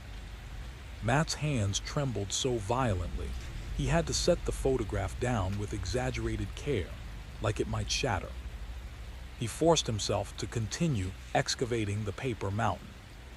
Incident reports, dozens of them, all chronicling the same nightmare from different angles. Patient became combative when medication was offered. Claims nurse is attempting to poison him. Patient barricaded himself in second-floor bedroom. Insisted caregiver was dangerous, required sedation. Patient discovered trying to force entry into cellar. Claimed his brother was imprisoned below. Brother deceased 10 years. Patient exhibit fixed delusions centered on protecting deceased sibling from imagined threats. The final document was different. Handwritten, letters wobbling and uneven, formed by fingers that had lost their certainty. Matt recognized his father's script immediately, though it looked like it had been executed by someone whose hands were surrendering to age or illness or simple exhaustion. To whoever discovers this, "My son Matthew is dying, has been for years, truth told, since we lost Billy in that accident. The guilt consumed him from the inside. Then the bottle finished what grief started. His liver's gone. The doctors gave him 3 months back in January. He doesn't understand this, thinks he's healthy, thinks Billy's still alive and needs protecting from dangers that don't exist. I hired Brenda Miller to provide care after I'm gone. She's decent people, more patient with Matt's violence than anyone has a right to be. Please don't hold her responsible for whatever you find here. She did everything humanly possible. We all did. But some things can't be fixed. Some losses can't be survived." The date at the bottom, 4 months prior, 1 week before the funeral Matt had supposedly attended. His father's funeral. Matt's legs surrendered. He collapsed into the nearest kitchen chair while papers avalanched to the floor, mixing with rain that had invaded through the open door. His hands found his face and he felt it, really felt it for the first time. The bones pressing against skin like they were trying to escape. The hollows where his cheeks had been. The fever radiating from behind his eyes like a furnace consuming him from within. The Billy thing materialized in the doorway. Matt could see through it now. Not completely transparent, but enough. Enough to understand it had never possessed solidity. Its edges wavered and flickered like heat rising from summer asphalt. When lightning strobed outside, it cast no shadow on the floor. "How long?" Matt's voice fractured on the words. The apparition didn't respond. Couldn't respond. Because it was just architecture built by a brain drowning in its own toxins. A desperate firewall against unbearable reality. Billy had died in that silo a decade ago, suffocated beneath grain that poured like water while 7-year-old Matt screamed and clawed from above, too small to save anyone, barely able to save himself. And Matt had never forgiven himself. Had spent 10 years pouring poison down his throat until his liver transformed into something useless and scarred. Had pickled himself in guilt and grain alcohol until his body finally raised the white flag. Even then, especially then, his fragmenting mind couldn't accept it, couldn't process that Billy was gone, that Matt was dying too, that there was nobody left requiring rescue. The jars in the cellar made sense now. Not poison, not meat from unspeakable sources. Medicine camouflaged in the only substances Brenda could convince him to swallow. Protein supplements, nutrition shakes, those thick, viscous formulations designed to be administered through feeding tubes to patients who'd stopped cooperating with their own survival. She'd been trying to keep him alive. All those months, all that patience, all those labeled jars representing her stubborn refusal to surrender him to the death he'd been courting since the day grain swallowed his brother whole. Matt's gaze dropped to his arms. The rashes weren't from poison. They were from liver failure, from his body's waste products accumulating in his blood because the organ meant to filter them had transformed into useless scar tissue. Hepatic encephalopathy, ammonia poisoning from within, his own biology staging a coup. The Billy thing took a step closer. Its expression held no accusation, no anger, just that patient, endless love that didn't demand anything in return because it had never been real enough to demand anything. Matt started laughing. It came out broken, wet, edged with hysteria. "You were never here," he said to the phantom. "I made you up. I made all of it up because I couldn't." The words died. Because what could he say? That he couldn't face his own guilt, his own mortality, that he'd constructed an entire narrative of rescue and danger and maternal madness because the truth was too small, too pathetic, too unbearably ordinary.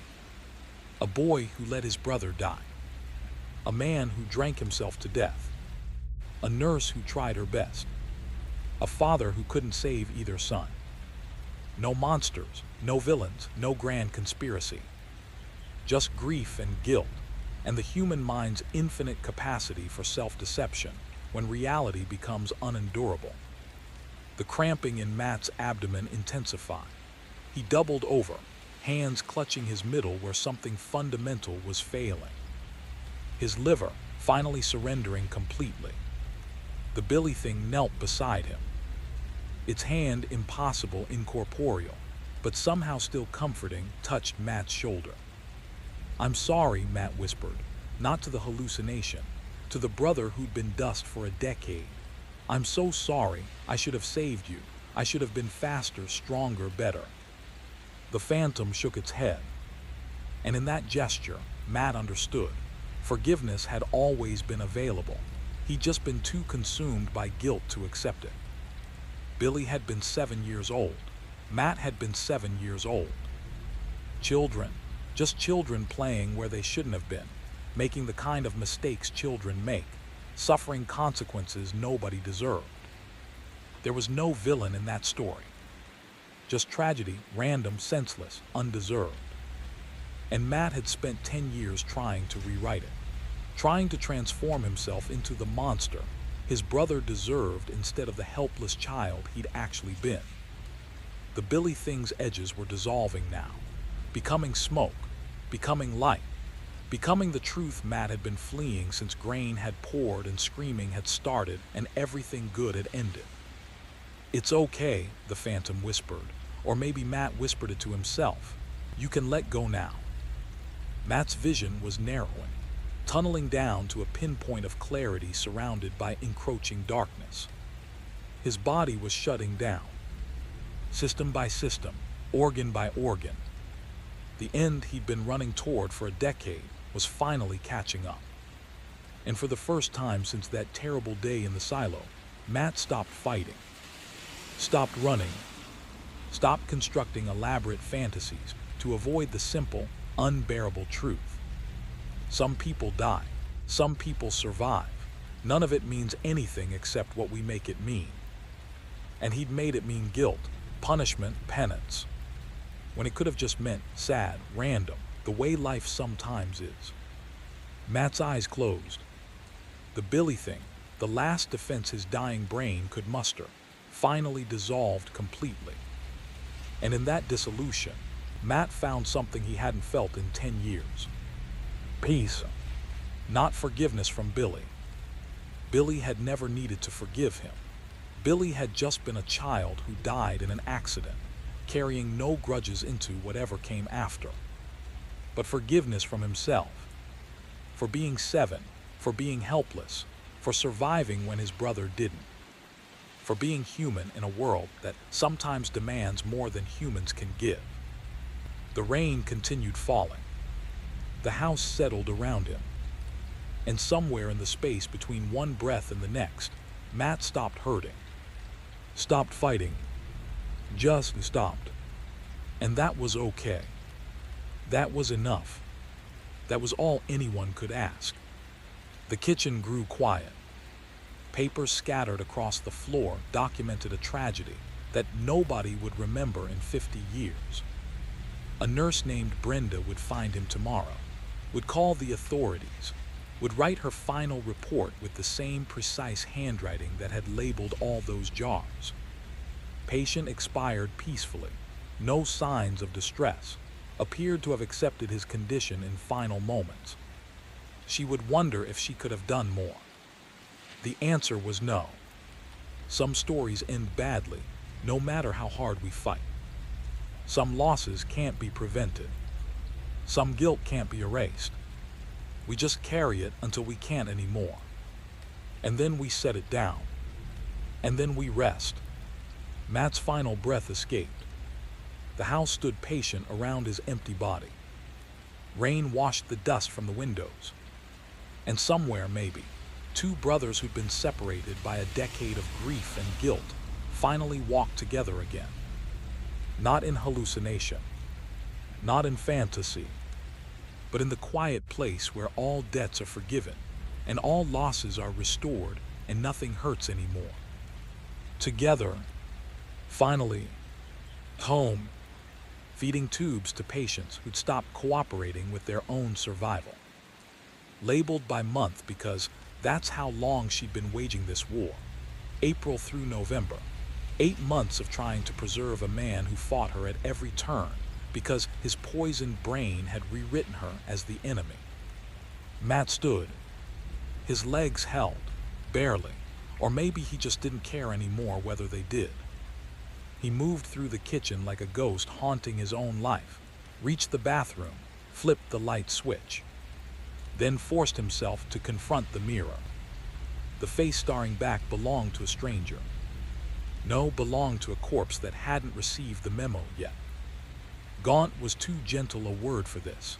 He looked excavated, hollowed out. Nothing but blade-sharp angles and jaundiced skin stretched over architecture that wanted to collapse. Rashes colonized his arms and chest in patterns any medical text would recognize instantly. The telltale signature of hepatic failure. His eyes carried that sickly yellow cast.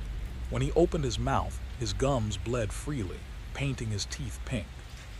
But it was the expression that made him flinch and look away.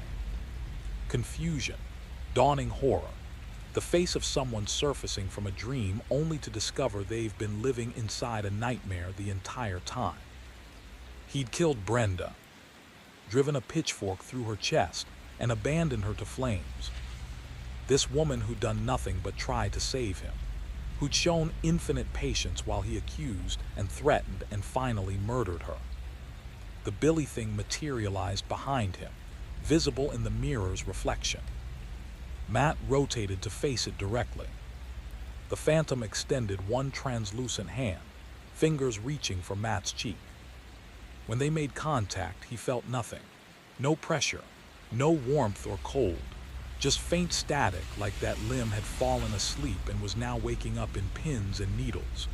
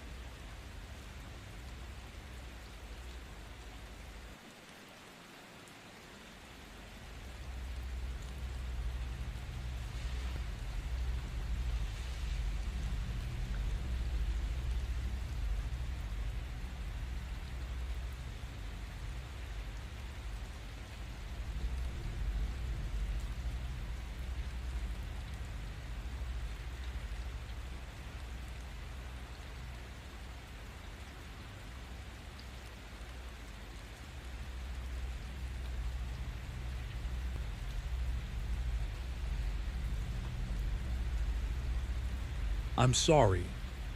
He wasn't certain who he was addressing. The hallucination. The real Billy who'd been dust for a decade. The boy whose remains Brenda must have exhumed and reburied properly, giving him the dignity Matt's family had somehow failed to provide. I'm so sorry. The cramping returned with savage intensity. Matt's knees struck tile, and he folded around the agony, feeling systems shutting down in sequence. Liver, kidneys, everything cascading into failure like dominoes toppling. The Billy thing lowered itself beside him. Its hand hovered above Matt's shoulder in what might have been comfort if it possessed substance, if any of this had ever been real. Through the bathroom window, the barn still exhaling smoke into clearing sky. Beyond it, fields dissolving into darkness. The storm was surrendering, rain fatting to mist, and cutting through the diminishing weather sirens. Someone had spotted the fire. Help was en route. Too late for Brenda, almost certainly too late for Matt. His father's letter echoed in his skull. Brenda's stubborn patience. Those hundreds of jars representing months of hope that maybe, eventually, he'd surface into lucidity long enough to accept help willingly. He thought about Billy, the real Billy. 7 years old forever, gap-toothed smile frozen in a photograph, lungs filled with grain instead of air because 2 children had been playing where they shouldn't, making the kind of mistakes children make, suffering consequences that weren't proportional to the crime of being young and stupid and human. Matt had spent 10 years trying to atone for being 7 years old, had destroyed himself attempting to punish the child he'd been, for not possessing the strength and speed and awareness of an adult, had created an entire mythology of guilt and monsters and redemption because the simple truth, accident, tragedy, nobody's fault, was somehow more unbearable than the fantasy of deliberate failure. The sirens grew louder. Red and blue light began strobing through windows, painting the bathroom in emergency colors. The Billy thing was fatting now, dissolving like sugar in water, its edges going soft, transparent, then absent. Wait, Matt whispered. But hallucinations don't wait. They just evaporate when the brain that conjured them can no longer maintain the illusion. The last thing to disappear was Billy's smile. That gap-toothed grin that had never blamed Matt for anything, because the real Billy had died too quickly for blame, too young for grudges, carrying nothing into death except the surprise of it. Then Matt was alone, just a dying man on bathroom tile, while first responders pounded on the front door and shouted words he couldn't quite parse through the roaring in his ears. They'd find Brenda in the barn's remains, would piece together what happened, some version of the truth anyway. They'd find Matt here, might even save him, temporarily, pump him full of fluids and medications, and extend this nightmare a few more days or weeks. But the ending was written, had been written 8 months ago when his liver finally raised the white flag. Had been written 10 years ago when grain poured and Billy went under, and Matt's 7-year-old hands proved inadequate for salvation. Had maybe been written the moment he was born, carrying whatever genetic weakness made his liver vulnerable, made his mind fragile, made him exactly the wrong person to survive his brother's death intact. The bathroom door crashed open. Paramedics flooded in, their voices urgent but distant, like they were calling to him from the far end of a very long tunnel. Hands on his body, professional, efficient. Someone was taking his pulse, someone else checking his pupils, a third voice calling for a stretcher. Matt let them work, let them try. It didn't matter anymore. He'd already made peace with the only person whose forgiveness actually mattered. Not Billy, himself, for being human, for being helpless, for surviving when he didn't want to, dying when he couldn't stop it, and spending the years between those 2 points lost in guilt that served no purpose except to prove he'd loved his brother enough to destroy himself over losing him. And maybe that was enough. Maybe love didn't have to be redemptive or healing or productive. Maybe it could just be complete, consuming, the kind of devotion that outlasts reason and logic and even life itself. The kind that builds elaborate fantasies, rather than face a world where the beloved is simply gone. The kind that carries you all the way to the end, even if the end is a bathroom floor and sirens and strangers trying to save a body that stopped wanting salvation months ago. The paramedics were lifting him now. Matt's eyes found the window one final time. The storm had passed completely. Stars were beginning to emerge through thinning clouds. And somewhere out there in those fields, maybe, 2 brothers were finally playing together again. Not in reality, not in hallucination, but in the place where love goes when the people who carried it are gone. The place where nothing ends, nothing hurts, and everything that was broken gets put back together in ways that make more sense than the world ever did. Matt's eyes closed. The sirens faded. And for the first time in 10 years, or maybe for the first time ever, he felt something that might have been peace, might have been surrender, might have just been his brain, finally, running out of stories to tell itself. But it felt like home. And that was enough. That was everything. That was where he'd been trying to get back to all along. Home, where Billy waited, where guilt couldn't follow, where 7-year-old boys who'd made 7-year-old mistakes were finally, impossibly, irrevocably forgiven. The paramedics worked. The heart monitor beeped. And somewhere between one breath and the next, Matt found the door he'd been looking for. Opened it, stepped through, and didn't look back. The real Billy, 7 years old under all that grain. Had he been terrified in those final seconds? Or had the weight descended too quickly for fear to form, consciousness extinguishing before the brain could process what was happening? Matt would never know. The pain was receding now, pulling back like a tide going out. This wasn't relief. This was the body's surrender, systems shutting down, nerves going quiet, extremities losing sensation as blood retreated to protect vital organs that were already past saving. His vision was collapsing, narrowing to a pinpoint tunnel with darkness flooding in from all sides. The Billy thing was dissolving too, edges going soft like sugar stirred into water, losing definition, becoming transparent, becoming nothing. Matt wanted to beg it to stay, wanted to plead with this final hallucination not to abandon him here on cold tile, while sirens wailed outside and strangers pounded on doors. But his voice had evacuated, lungs still pulled air. But the connection between thought and speech had severed. The last image his failing eyes registered. His own hand, lying palm up on bathroom tile. Yellow skin, rashes spreading like continents on a poison map, fingers curled into a claw. And clutched in that claw, though he had no memory of retrieving it, one of Billy's drawings. The one showing two stick figures beside the silo. Before, when both brothers were alive and whole, and the worst catastrophe they could imagine was Dad finding out they hadn't finished their chores before dinner. Matt's fingers went slack. The paper fluttered free, pirouetted through dim light, landed in a puddle of rainwater that had invaded through the window. The crayon lines began bleeding immediately. Blue and red and yellow running together, stick figures losing their shapes, merging into each other until they became just smears of color on dissolving paper. Indistinguishable. Finally mercifully gone. Just like everything else.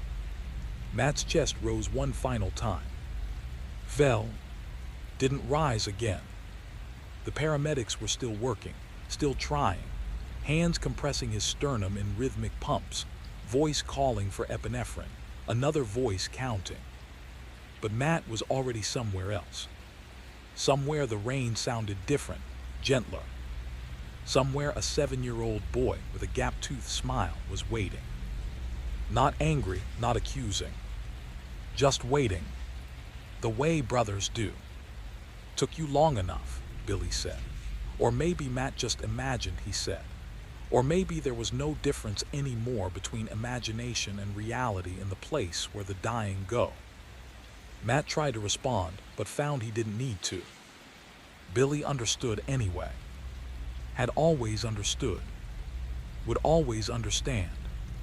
Because that's what brothers do, even when one of them has been dust for a decade, even when the other has spent those 10 years drowning in guilt and grain alcohol, even when the whole story is just tragedy dressed up as redemption, addiction masquerading as atonement. They understand. They forgive. They wait. And when the waiting is finally over, they walk home together. Not to the farmhouse with its jars and its secrets, and its nurse who tried her best, but to the place before all that. Before the silo, before the grain, before guilt learned their names. To the moment when two brothers stood in a field under an open sky, and the future was nothing but possibility, and the worst thing that could happen was getting called in for dinner before they were ready. That's where Matt went.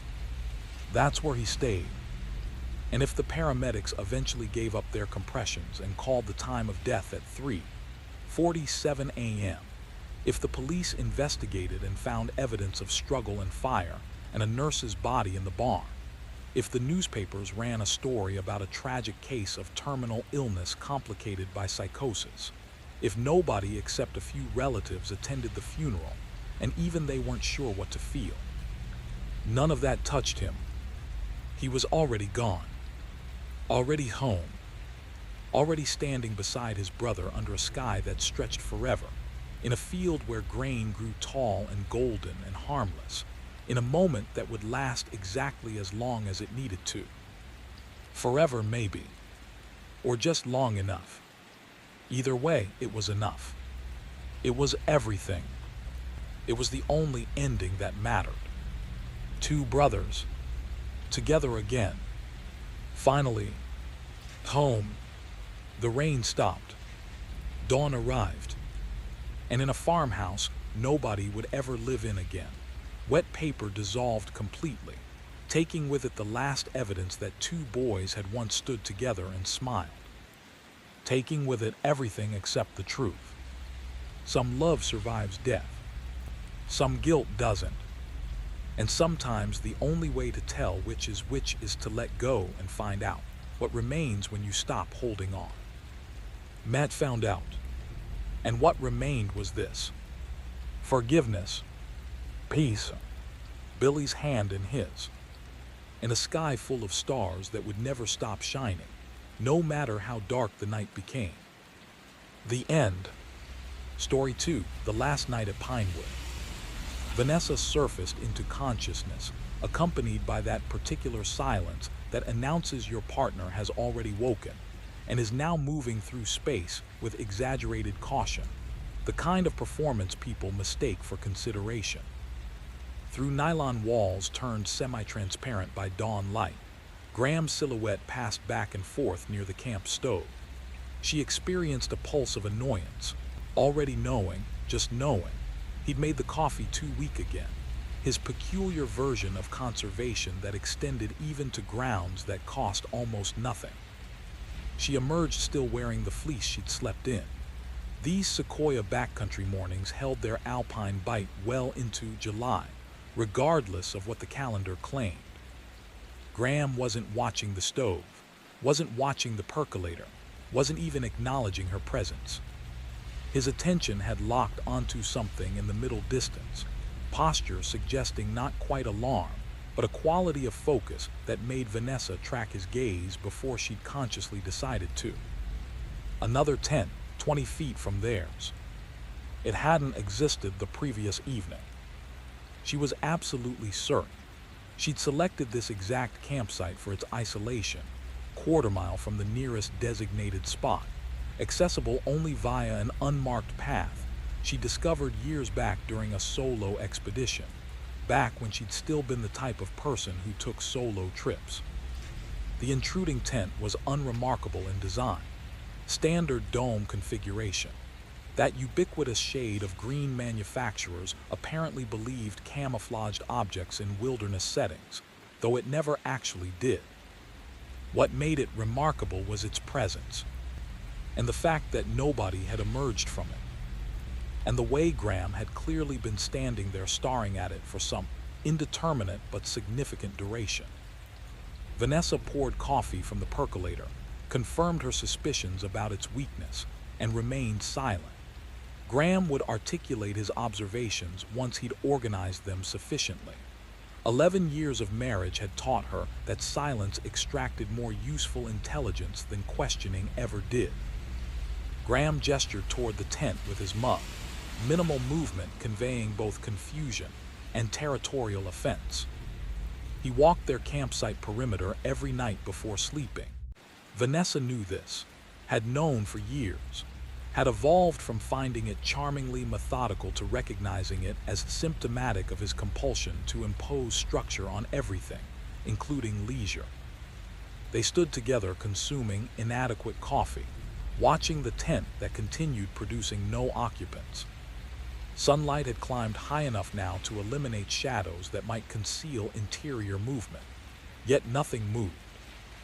Graham set his cup down and began advancing toward the tent, not rushing, but moving with that deliberate cadence of someone who'd reached a decision and wanted to execute it before courage deserted them. Vanessa followed at what she told herself was a respectful distance rather than a cowardly one, though she recognized this as self-deception. Graham halted approximately 6 feet from the tent and called out a greeting. Silence answered. He tried again, louder. The silence that followed possessed a quality Vanessa struggled to define, not merely absence of response, but something more active, as if the tent itself were listening. They retreated to their own campsite. Graham proposed waiting a few hours. People slept late on vacation after all. Vanessa noticed he couldn't quite maintain eye contact while saying this. She agreed because alternatives seemed limited, and because the option of packing early and abandoning their trip one day ahead of schedule, because of a tent felt like exactly the kind of irrational behavior one would later regret demonstrating. So they waited. Graham pretended to read a paperback thriller he'd brought, though Vanessa observed he hadn't turned a page in 20 minutes. She attempted organizing their cooking supplies, a task that required approximately 3 minutes but which she stretched to 15, through exaggerated deliberateness. Both of them kept glancing toward the green dome, which remained static, occupied or empty, impossible to determine, but definitely absolutely silent. An hour passed. Then two. The sun climbed, temperature rose, morning insects began their circuits. Still nothing.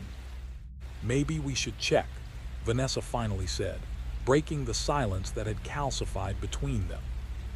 Graham looked relieved that she'd suggested it first. They approached together this time, stopping at that same 6-foot threshold Graham had established earlier. "Hello," Vanessa called. "Is anyone in there? We're camped nearby and just wanted to make sure everything's okay." "Nothing." Graham circled the tent slowly, examining it from all angles.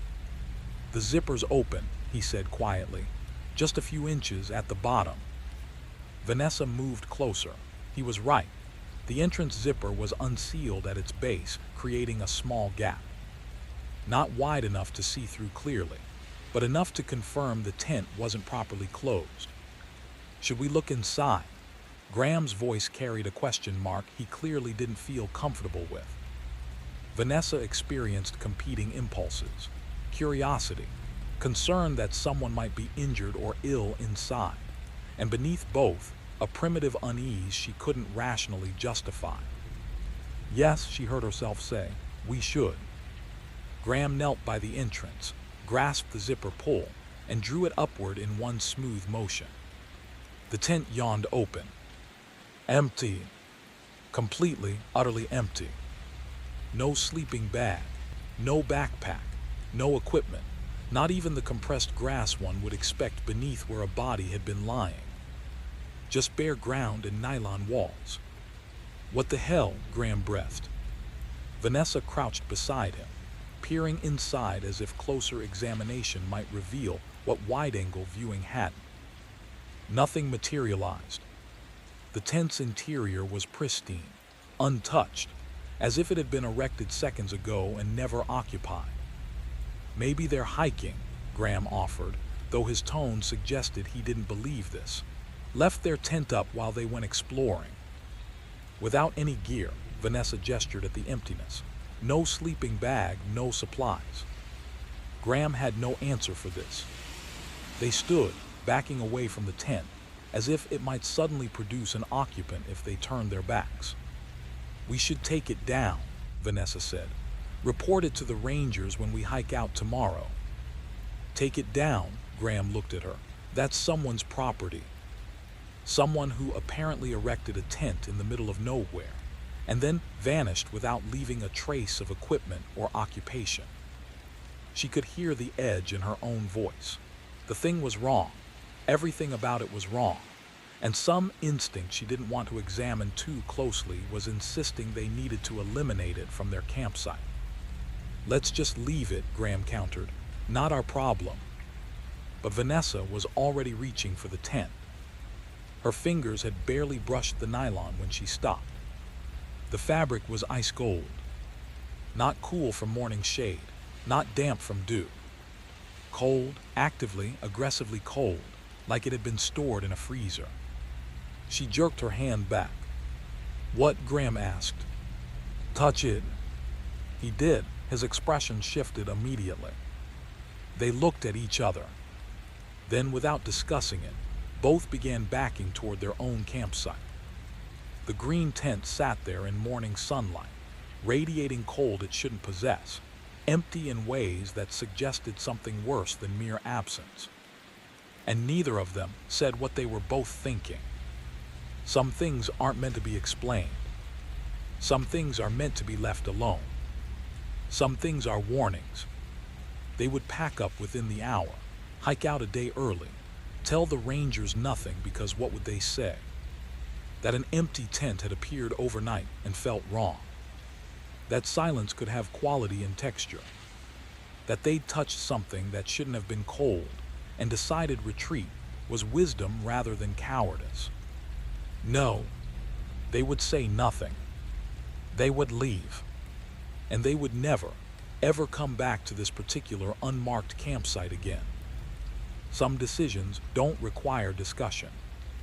This was one of them. The day unfolded with a performative quality neither acknowledged, both of them pantomiming their planned activities while actually surveilling the tent.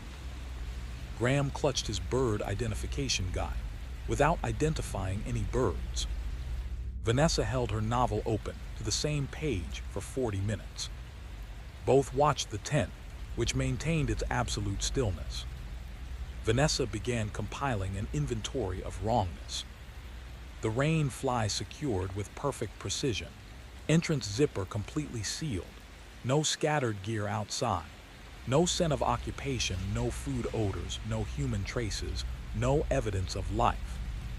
It could have been a showroom display, inexplicably positioned in wilderness. Around noon, Graham approached again. This time Vanessa accompanied him. He called out, silence answered. Then he bent low, pressing his ear against the fabric. When he straightened, his expression contained something she couldn't decode. There's something inside. His voice came out flat, factual. He'd heard it, a shuffling sound, irregular, like objects being rearranged in darkness. But no verbal response, no acknowledgement of their presence standing 3 feet away. And somehow this disturbed Vanessa, more than discovering it, genuinely empty would have. As evening descended, Vanessa noticed something that made her set down her water bottle with trembling fingers.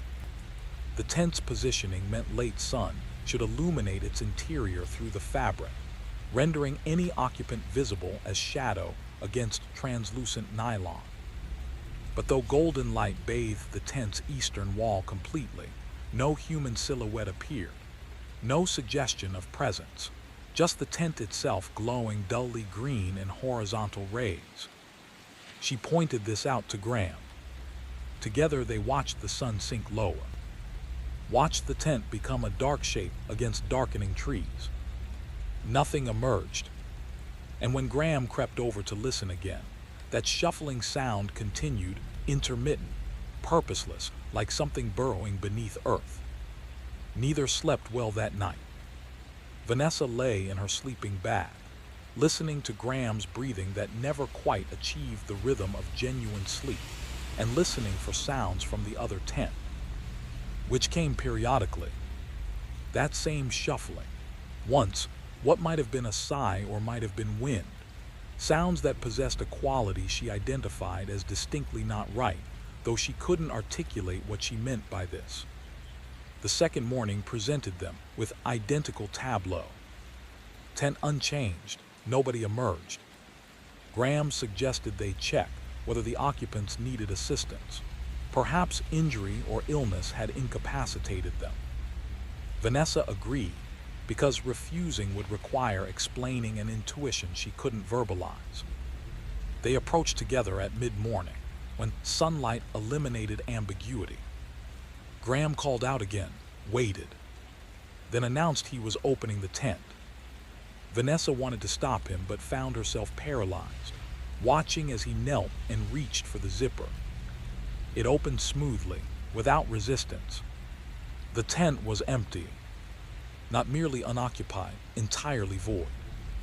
No sleeping bag, no backpack, no equipment whatsoever, just bare tent floor and a smell Vanessa identified after a moment's confusion as the complete absence of smell. Not even the expected canvas and earth scent of camping gear. As if the tent had never been used, had materialized in this spot fully formed and hollow. Graham backed out quickly, nearly losing balance. Vanessa felt a spike of something existing in fear's general territory, without quite being fear itself. They stood staring at the empty tent. Graham suggested whoever owned it had left early, gone hiking. Neither of them believed this. Vanessa was about to suggest retreat when she noticed something inside she'd missed during initial shock. A small notebook, spiral-bound, lying in the tent's exact center, positioned with precision suggesting intentional placement rather than accidental dropping. She reached in and took it before consciously deciding to.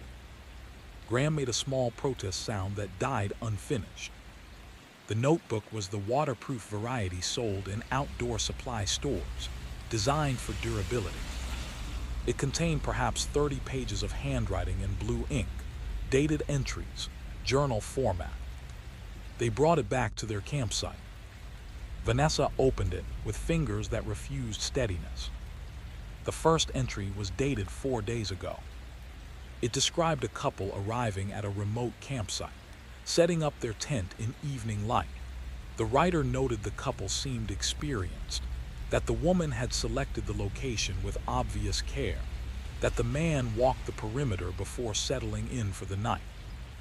Vanessa stopped reading, looked at Graham, who had gone very pale. The subsequent entries tracked the couple's growing awareness of the writer's presence, their confusion discovering a tent that hadn't existed previously, their failed attempts at communication. The writer described their conversations with disturbing accuracy. Graham's comment about coffee grounds, Vanessa's abandoned novel, the sandwiches they'd made for lunch, all documented in precise detail by someone who shouldn't have been able to observe these things, by someone who was supposedly inside that sealed, empty tent. Vanessa's hands began shaking so violently, the notebook nearly slipped from her grip. She forced herself to continue reading. The entries grew stranger, more fragmented. The writer described watching them sleep, listening to their breathing, counting their heartbeats from 20 feet away. Described things that couldn't be seen from inside a tent. Described things that couldn't be known. The final entry was dated today.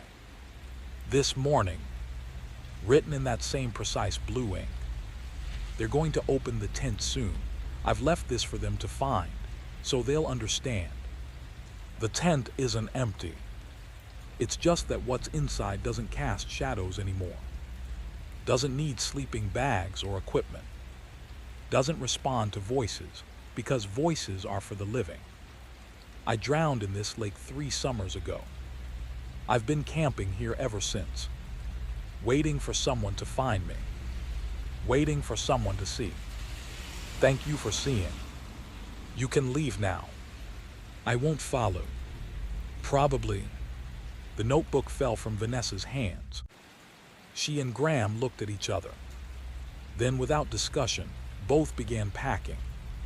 Tent down in 4 minutes. Gear stuffed into packs without organization. No breakfast, no coffee, no pretense of rationality. Just movement, frantic, purposeful movement away from this place. They were on the trail in 10 minutes. Didn't look back. Didn't speak until they'd covered 2 miles and could no longer see the campsite behind them.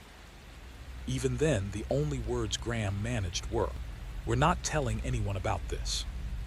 Vanessa nodded. Because what would they say? That they'd found a tent belonging to someone who drowned 3 years ago. That they'd been watched by something that didn't cast shadows. That a notebook had documented their activities in real time, from inside an empty space. No, they would say nothing. They would hike out. They would drive home. They would never speak of this again. And they would absolutely, definitively, never return to any backcountry campsite ever again. Some experiences don't have explanations. Some notebooks shouldn't be read. Some tents should remain unopened. And some silences aren't empty at all. They're just occupied by things that stopped needing bodies a long time ago. Things that camp, and watch, and wait, and sometimes, just sometimes, leave notes. Details nobody could have known without close surveillance. The entries grew increasingly fragmented as they progressed, handwriting deteriorating from neat print to barely legible scrawl.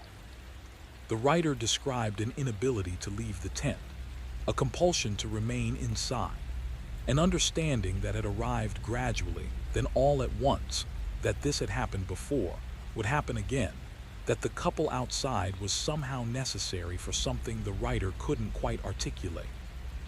Vanessa's voice faltered on the 8th entry, where the writer noted that the couple had finally opened the tent, found it empty except for this journal, and were now reading about themselves.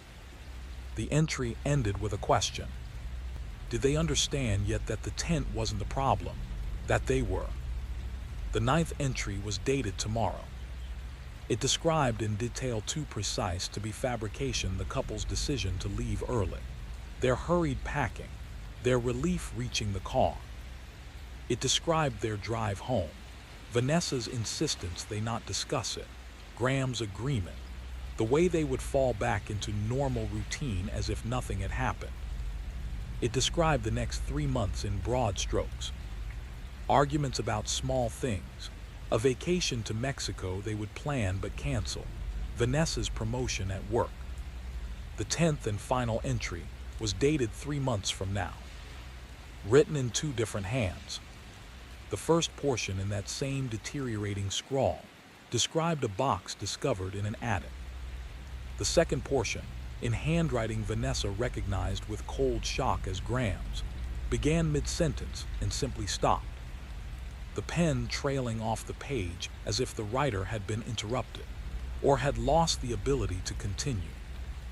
Graham took the journal from her trembling grip and examined it closely, flipped to the final entry, stared at handwriting that was demonstrably his own, though he had not written it. He set it down carefully, as if it might be fragile or dangerous. For a long moment, neither spoke. Then Graham announced they were leaving, not tomorrow as planned, but immediately. And he would burn the journal first, because it was clearly meant to disturb them, and he refused to be disturbed by someone's sick game. Vanessa wanted to argue that burning it seemed superstitious, but she found she wanted it burned, wanted it gone, wanted to be away from this place and back in their ordinary life where journals didn't predict futures and tents didn't materialize overnight. Graham built a small fire in their camp stove and fed the journal into it page by page. The paper curled and blackened, releasing a smell that was accurate in a way that seemed wrong, like burning plastic rather than paper. Vanessa watched the pages disappear and felt no relief, only growing certainty that they were making a mistake. They packed with frantic efficiency, abandoning items in their haste. The other tent remained, door still open, empty and silent in morning sun. Neither looked at it as they left, walking quickly down the trail toward the marked path and eventually to the parking area where their car waited. The drive home took 6 hours. They spoke perhaps 3 sentences the entire way. By unspoken agreement, they told no one what had happened.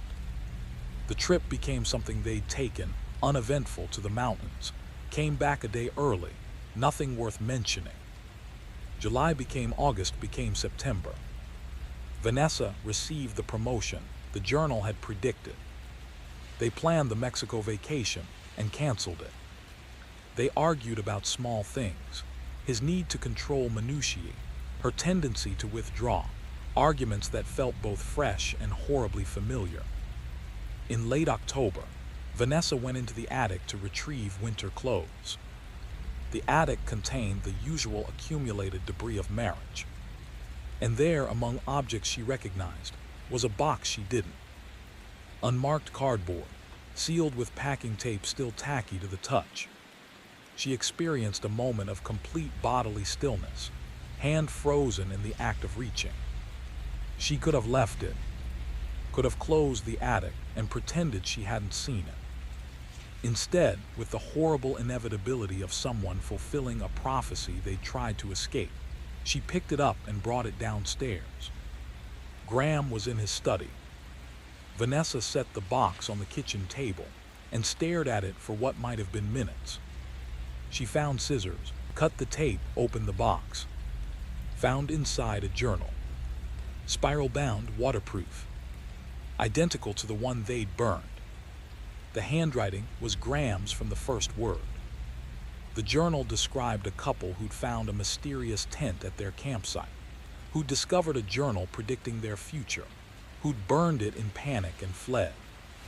The entries were dated, beginning 4 months ago, describing the couple's return to normal life, their unspoken agreement not to discuss what had happened, the way the experience had receded like a dream until they could almost believe it hadn't occurred. Vanessa read past entries describing her promotion, the canceled vacation, arguments that had played out exactly as documented. Her hands began shaking so violently, she had to set the journal down. She forced herself to continue. The entries progressed into the future. Next week, next month, next year. All written in Graham's precise handwriting, describing events that hadn't happened yet. Or had they? Was she reading predictions or documentation? Was the journal recording the future or creating it? The entries grew darker as they advanced. Small arguments escalating, trust eroding, the marriage fraying in ways that felt inevitable, predestined, already written. Until the final entry, dated 1 year from now, written in 2 hands again. The first portion in Graham's script described Vanessa discovering the journal, reading it, understanding too late what it meant. The second portion, in Vanessa's handwriting, though she had not written it, began mid-sentence. I understand now. The tent wasn't empty. It was waiting, and we didn't escape. We just carried it home with us. The compulsion Graham described, the inability to leave, the need to document, the understanding that this has happened before and will happen again, I feel it now. I'm writing this and I can't stop writing.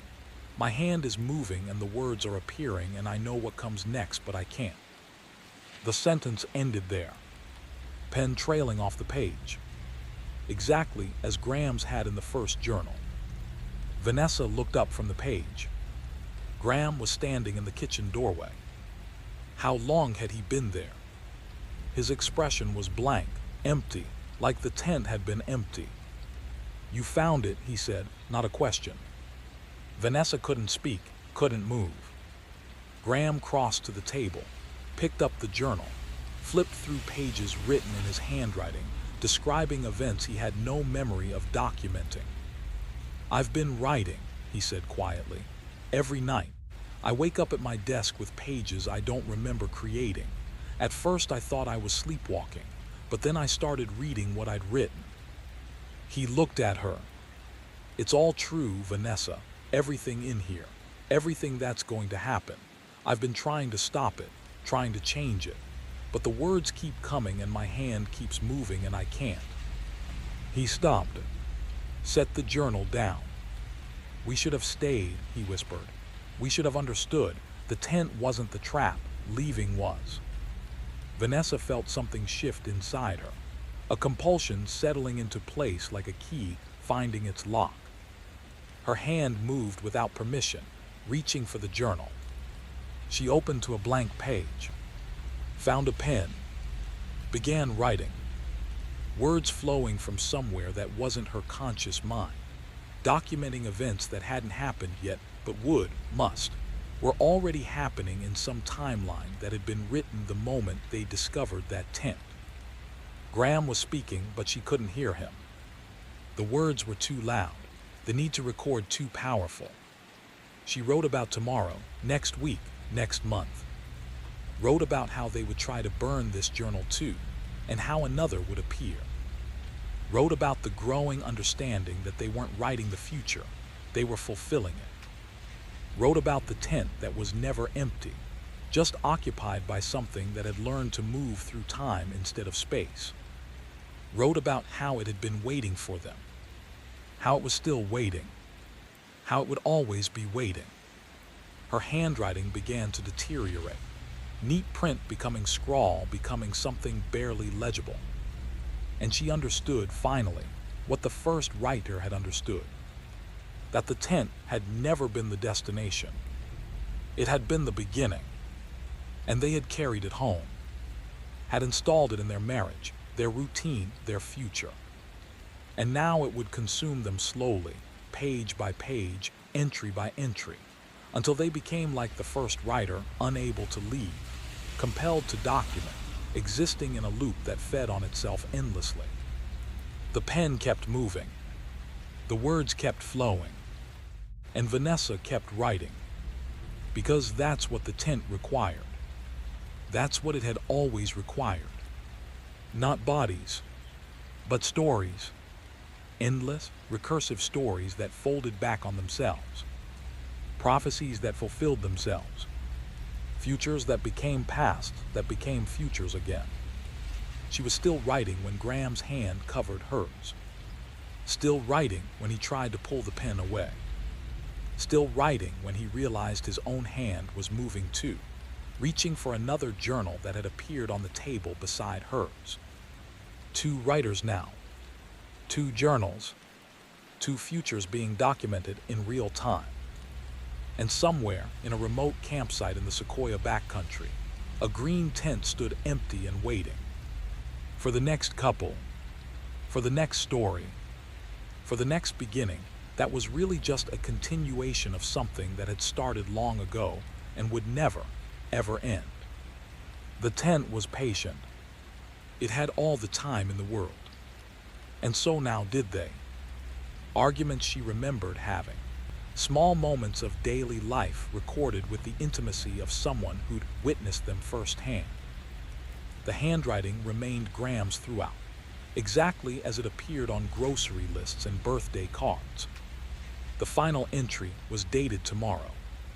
Was brief. Check the spare room. Vanessa found she'd already stood, already walked to the spare room door, her body moving with the mechanical quality of someone following programmed instructions. The door was closed, normal, but she couldn't remember the last time she'd opened it. She turned the handle, pushed, and understood immediately that she'd made a terrible error.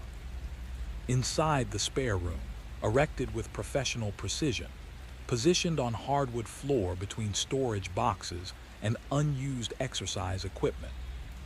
A tent. The same tent, the green dome tent, zipper closed, fabric drawn taut. From inside came a shuffling sound, irregular, purposeless. And Vanessa stood in the doorway, understanding with a clarity that felt like physical pain that Graham had been in that tent, was perhaps in that tent now, had perhaps always been in that tent, writing a journal about a couple who'd found a mysterious tent. And that she too had been in it, was in it. That the distance between standing in this doorway and being inside writing about standing in this doorway was no distance at all. The journal was still in her hand. She flipped to the final entry again and noticed for the first time that the writing didn't actually end where the page ended. There was an indentation, ghost of pen pressure, words impressed into the paper beneath visible text. She's going to find this box, and when she does, I'll already be back at the campsite writing this, because that's where I've always been. That's where we've always been. Behind her, the front door opened and closed. Graham returning from somewhere. His footsteps in the hallway. His voice calling her name with a quality of distance that suggested he was both very close and impossibly far away. She turned from the spare room but kept the door open. Graham stood at the hallway's end, looking at her with an expression she'd never seen before. And he was holding something, a journal, spiral-bound, waterproof. He was saying something about the attic, about a box he'd found, about how his handwriting was in it but he hadn't written it. Vanessa looked down at the journal in her own hand, then back at Graham, and understood that there were two journals, or there had always been two journals, or there was only one journal but they were both holding it. And the tent was in their spare room, and the shuffling sounds had stopped, and in the silence that followed, she could hear something else. A voice very faint, coming from inside the tent, calling out a greeting that went unanswered. Another voice responding. And she recognized both voices because they were hers and Graham's having a conversation about a tent that had appeared overnight. Graham moved toward the spare room door. Vanessa wanted to stop him, but found she couldn't move, could only watch as he knelt beside the tent the way he'd knelt beside it 4 months ago in the mountains, pressed his ear against the fabric to listen, and jerked back suddenly with an expression of pure horror, because of what he'd heard, which was himself listening, which was Vanessa watching him listen, which was both of them trapped in a moment that was recursing infinitely inward, like a reflection between opposing mirrors. The journal in Vanessa's hand had become heavy. When she looked down at it, she saw that new pages had appeared, filled with her handwriting now, describing this moment in detail too precise to be memory, describing Graham kneeling beside the tent, describing herself standing in the doorway, understanding that they'd never left the campsite. That burning, the journal had been part of the journal. That coming home had been part of the journal. That every action they'd taken to escape had been anticipated and recorded. The last entry dated now, this moment ended mid-sentence. She opens the spare room door and Graham was looking at her and she was looking at Graham, and between them the tent sat like a patient thing, and the voices inside had stopped talking and were now silent, listening perhaps. And Vanessa understood that whatever came next had already happened, was happening, would continue to happen. That she would find the journal and open the door, and find the tent over and over. That Graham was already back at the campsite, writing about this moment. That she was already in the tent, writing about Graham at the campsite. Graham reached for the tent zipper. Vanessa watched his hand move toward it with the slow-motion quality of nightmares. She wanted to tell him not to open it, but her voice wouldn't come. His fingers touched the zipper pull, and behind her the front door opened and closed again, though Graham was here in front of her. And footsteps came down the hallway, and a voice that was Graham's, but also wasn't called out asking if anyone was home. And the tent zipper began to open. And inside was another spare room with another tent, and another Graham reaching for another zipper, while another Vanessa watched from another doorway, holding another journal that described another moment exactly like this one. And inside that tent was another spare room, and another tent, and another Graham, and another Vanessa, receding infinitely inward and infinitely outward simultaneously. A loop with no beginning and no end. A story that wrote itself by being read. A tent that was never empty because it contained everything. All possibilities, all moments, all versions of themselves making the same choices in the same sequence forever. Vanessa tried to scream, but the sound that emerged was just the shuffling noise they'd heard from inside the tent. Irregular, purposeless. The sound of someone moving through infinite iterations of the same moment, trying to find an exit that didn't exist. Graham's hand completed its motion. The zipper opened fully. And inside was morning light filtering through nylon walls, rendered translucent. Inside was a campsite in the Sequoia backcountry. Inside was Graham's shadow, passing back and forth near a camp stove.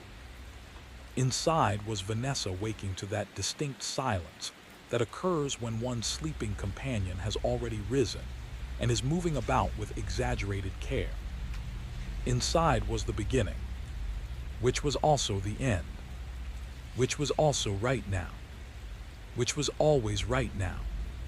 The journal fell from Vanessa's hands, pages scattering across the floor, each one filled with the same sentence, repeated in deteriorating handwriting.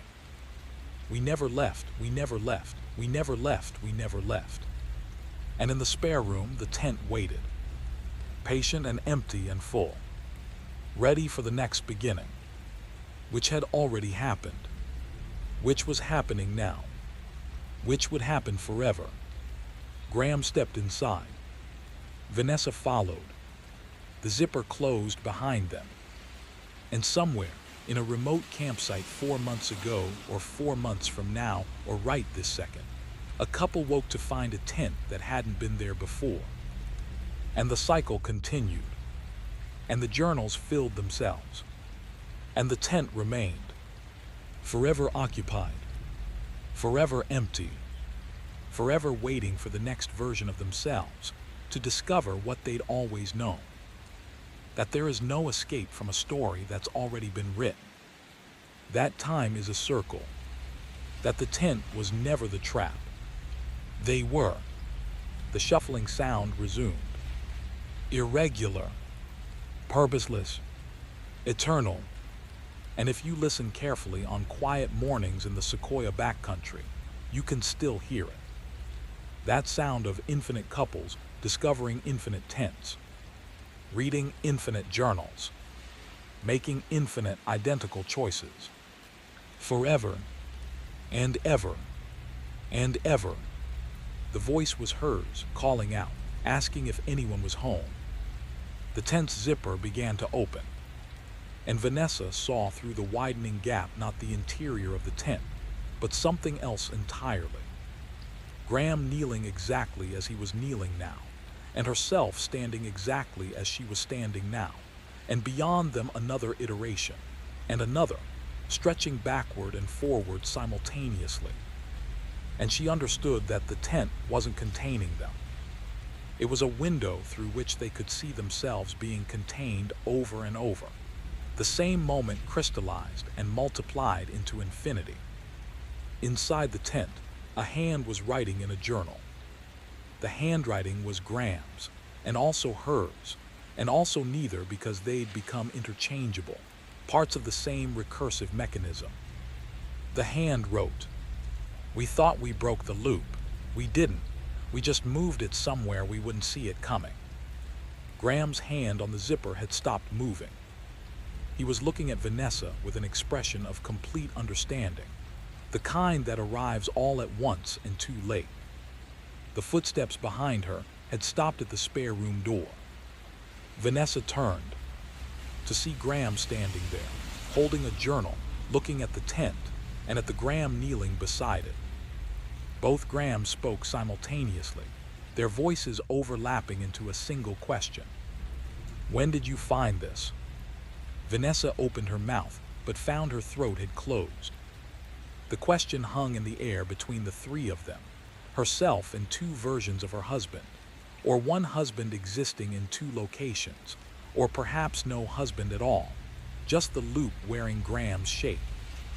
She wanted to answer, but discovered she didn't know which Graham had asked, which Graham she should face when she spoke. And this uncertainty felt important somehow, like it contained information about which version of reality was real. Except that the question itself was already obsolete because both were real, or neither was. The air in the hallway had developed a texture, thick, resistant, as if she were trying to breathe through gauze. She could feel it now, the tent pulling at her, not physically but in some other way, a gravitational field that existed outside normal space. Her memories were doing something strange, rearranging themselves. And she couldn't tell anymore if she remembered finding the box, or if she was currently finding the box, or if she was remembering the memory of finding the box. The distinction kept slipping away from her like water through fingers. She tried to focus on something concrete, the hallway floor, the light fixture overhead. But they looked painted on, two-dimensional, stage props in a play she'd apparently been performing without realizing it. The journal in her hand had filled completely, every page covered in handwriting that alternated between hers and Graham's, and sometimes became something else entirely. Diagrams of loops and spirals, the same tent drawn over and over in decreasing sizes, as if it were tunneling down into the page itself. Graham, the one kneeling, reached into the tent and pulled out another journal. Then another. Vanessa watched as he extracted journal after journal, each one identical, each one filled with the same entries dated the same days. And she understood that they'd been writing them, would be writing them, were writing them now in all the other moments that were somehow also this moment. She had to close her eyes. The multiplication of journals was creating a visual problem her brain couldn't resolve. They were appearing faster than he could pull them out, as if the tent's interior expanded to contain however many were needed. And watching this happen made her inner ear revolt, made her feel like she was falling sideways through space that had no sides. When she opened her eyes again, the Graham behind her had moved closer. She could see his hand trembling around the journal he held. She recognized that tremor, had felt it in her own hands when she'd first opened the box, and the small shared human response to impossible circumstances made her want to cry, though she found she couldn't remember how. The tent had stopped being a tent and had become something else. A permanent wound in the space of their spare room, a hole through which they could see themselves seeing themselves, infinite regression made manifest. Vanessa looked at the Graham behind her and saw that he was holding not one journal but dozens, spilling from his hands onto the floor, each one falling open to the same page, the same incomplete sentence. She thought about the campsite in the mountains, about how they'd burned the journal and fled. And she understood now that they'd never actually left, that the car and the highway and their house were all somehow still part of the tent. Or perhaps the tent had always been part of their house, that the distinction between inside and outside had collapsed the moment they'd opened that first zipper. The Graham behind her walked past her into the spare room. The Graham kneeling stood up, and they faced each other across the tent. Vanessa watched them mirror each other's movements, watched them reach for each other's hands and stop just before touching, as if contact between them might cause some catastrophic reaction. "Which one of us is real?" one Graham asked. The other shook his head. "Wrong question." "Then what's the right question? Were we ever real?" Vanessa felt something crack inside her chest, not physically, but the sensation was undeniable, like a fundamental truth she'd been built around had just shattered. The journals on the floor were multiplying now without anyone touching them, appearing spontaneously, filling the spare room like snow accumulating during a blizzard. Each one open to pages that documented this exact moment from slightly different angles. One described Vanessa standing in the doorway. Another described her collapsing against the wall. A third described her running from the house. A fourth described her climbing into the tent. All simultaneously true, all happening right now in different iterations of the same collapsed moment. "We have to go back," one Graham said. "We never left," the other replied. Both statements were accurate. Vanessa understood this with a clarity that felt like insanity. They were in the spare room, and on the mountain, and in the tent, and reading about being in the tent, and writing about reading about being in the tent. All locations existed in the same non-space, all moments compressed into a single eternal present that kept recursing through itself. The tent's interior had begun glowing, a soft green luminescence that pulsed like a heartbeat, or like breathing. And Vanessa realized with horror that the tent was alive, had always been alive. Not in the biological sense, but in some other way. It was conscious, aware, hungry for something that wasn't quite food but served the same function. It fed on loops, on recursion, on people trapped in their own stories. And they had given it exactly what it needed, had walked willingly into its narrative, and then tried to escape by doing exactly what it predicted they would do, which only fed it more, made it stronger, allowed it to expand from a physical tent in the mountains to something that could exist in attics and spare rooms, and eventually in every moment of their lives simultaneously. "I want to stop," Vanessa heard herself say. But she couldn't tell if she was speaking now, or if she was remembering speaking, or if she was about to speak. The tenses had collapsed into each other. past and present and future existing as a single, indistinguishable state. Both Grahams turned to look at her. Their faces were identical, their expressions the same, their mouths opened simultaneously to speak. But the voice that emerged was hers. You can't stop what's already happened, and this has always already happened. Vanessa looked down at her hands and saw she was holding a pen, saw that she'd been writing in a journal this entire time, saw that the words appearing on the page were the exact words she'd just heard herself speak. She was narrating her own experience, in real time, had been since the beginning. Or maybe there was no beginning. Maybe she'd always been writing. Maybe the entire universe was just this moment, this pen, this page, this recursive loop of observation and documentation spiraling inward forever. The tent zipper opened fully. And inside was the hallway where she stood. And inside that hallway was another spare room. And inside that room was another tent. And inside that tent was another hallway, fractaling infinitely inward and outward simultaneously, until the concept of inside and outside lost all meaning. Vanessa dropped the journal, or tried to, but her hand wouldn't release it. The pen kept moving, the words kept flowing, describing her trying to drop the journal, describing her failure to do so, describing her watching herself fail, describing her watching herself fail. Layer after layer of observation, collapsing into a singularity of self-reference. Both Grahams had entered the tent now. She could see them through the opening, could see them kneeling beside another tent inside the first tent, could see them reaching for another zipper.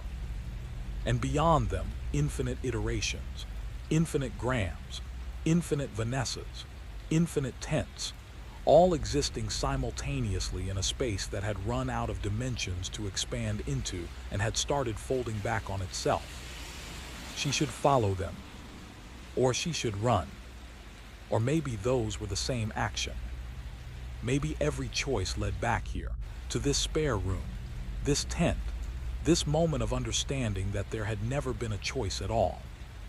Just the illusion of agency in a story that had already been written, by them, about them, for them. Forever. Vanessa's legs carried her forward. She stepped over the threshold into the tent, and the world inverted. She was back at the campsite, morning light, coffee brewing, Graham's shadow passing near the stove. But she knew now, could feel the truth of it pressing against the inside of her skull. This wasn't the beginning. It was the ending pretending to be the beginning. The loop completing itself by returning to its starting point, which was also its ending point, which was also every point in between. She opened her mouth to call Graham's name, but the sound that emerged was the shuffling noise from inside the tent. Irregular, purposeless. The sound of infinite versions of herself trying to speak simultaneously, their voices layering into static, into white noise, into the background radiation of a universe that was really just a tent containing itself. Graham turned to look at her. His face was wrong, not disfigured, just not composed of anything solid, like she was seeing every expression he'd ever made superimposed over each other.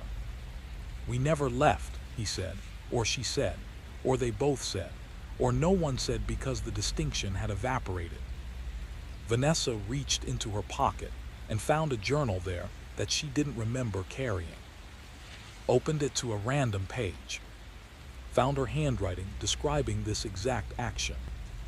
She opens the journal and finds this sentence describing her opening the journal, and finding this sentence describing her opening the journal, and finding this sentence, and the text spiraled inward, smaller and smaller, until it became microscopic, then subatomic, then just a concept of text, then not even that. Just the idea of recursion itself, pure and absolute. She closed the journal, looked at Graham, said, "How long have we been here?" He smiled, and his smile contained every answer and no answers. "Always," he replied. "We've always been here. This is where we live now, in the space between one moment and the next, in the tent that isn't a tent, in the story that writes itself." Vanessa understood. Finally, completely. They hadn't discovered the tent. They had become it. Were its thoughts thinking themselves, its story telling itself, its loop looping itself. And somewhere, in a spare room in a house that might or might not exist, two journals lay open on the floor, both ending with the same incomplete sentence. And she understood. The rest disappeared into static, into silence, into the shuffling sound of infinite iterations, trying to finish a thought that had no ending. Because endings required time to be linear. And time had stopped being linear the moment they'd opened that first zipper. Vanessa sat down beside the tent. Inside the tent became the tent, and the pen in her hand kept moving, writing words that would never be read because the readers were the words themselves.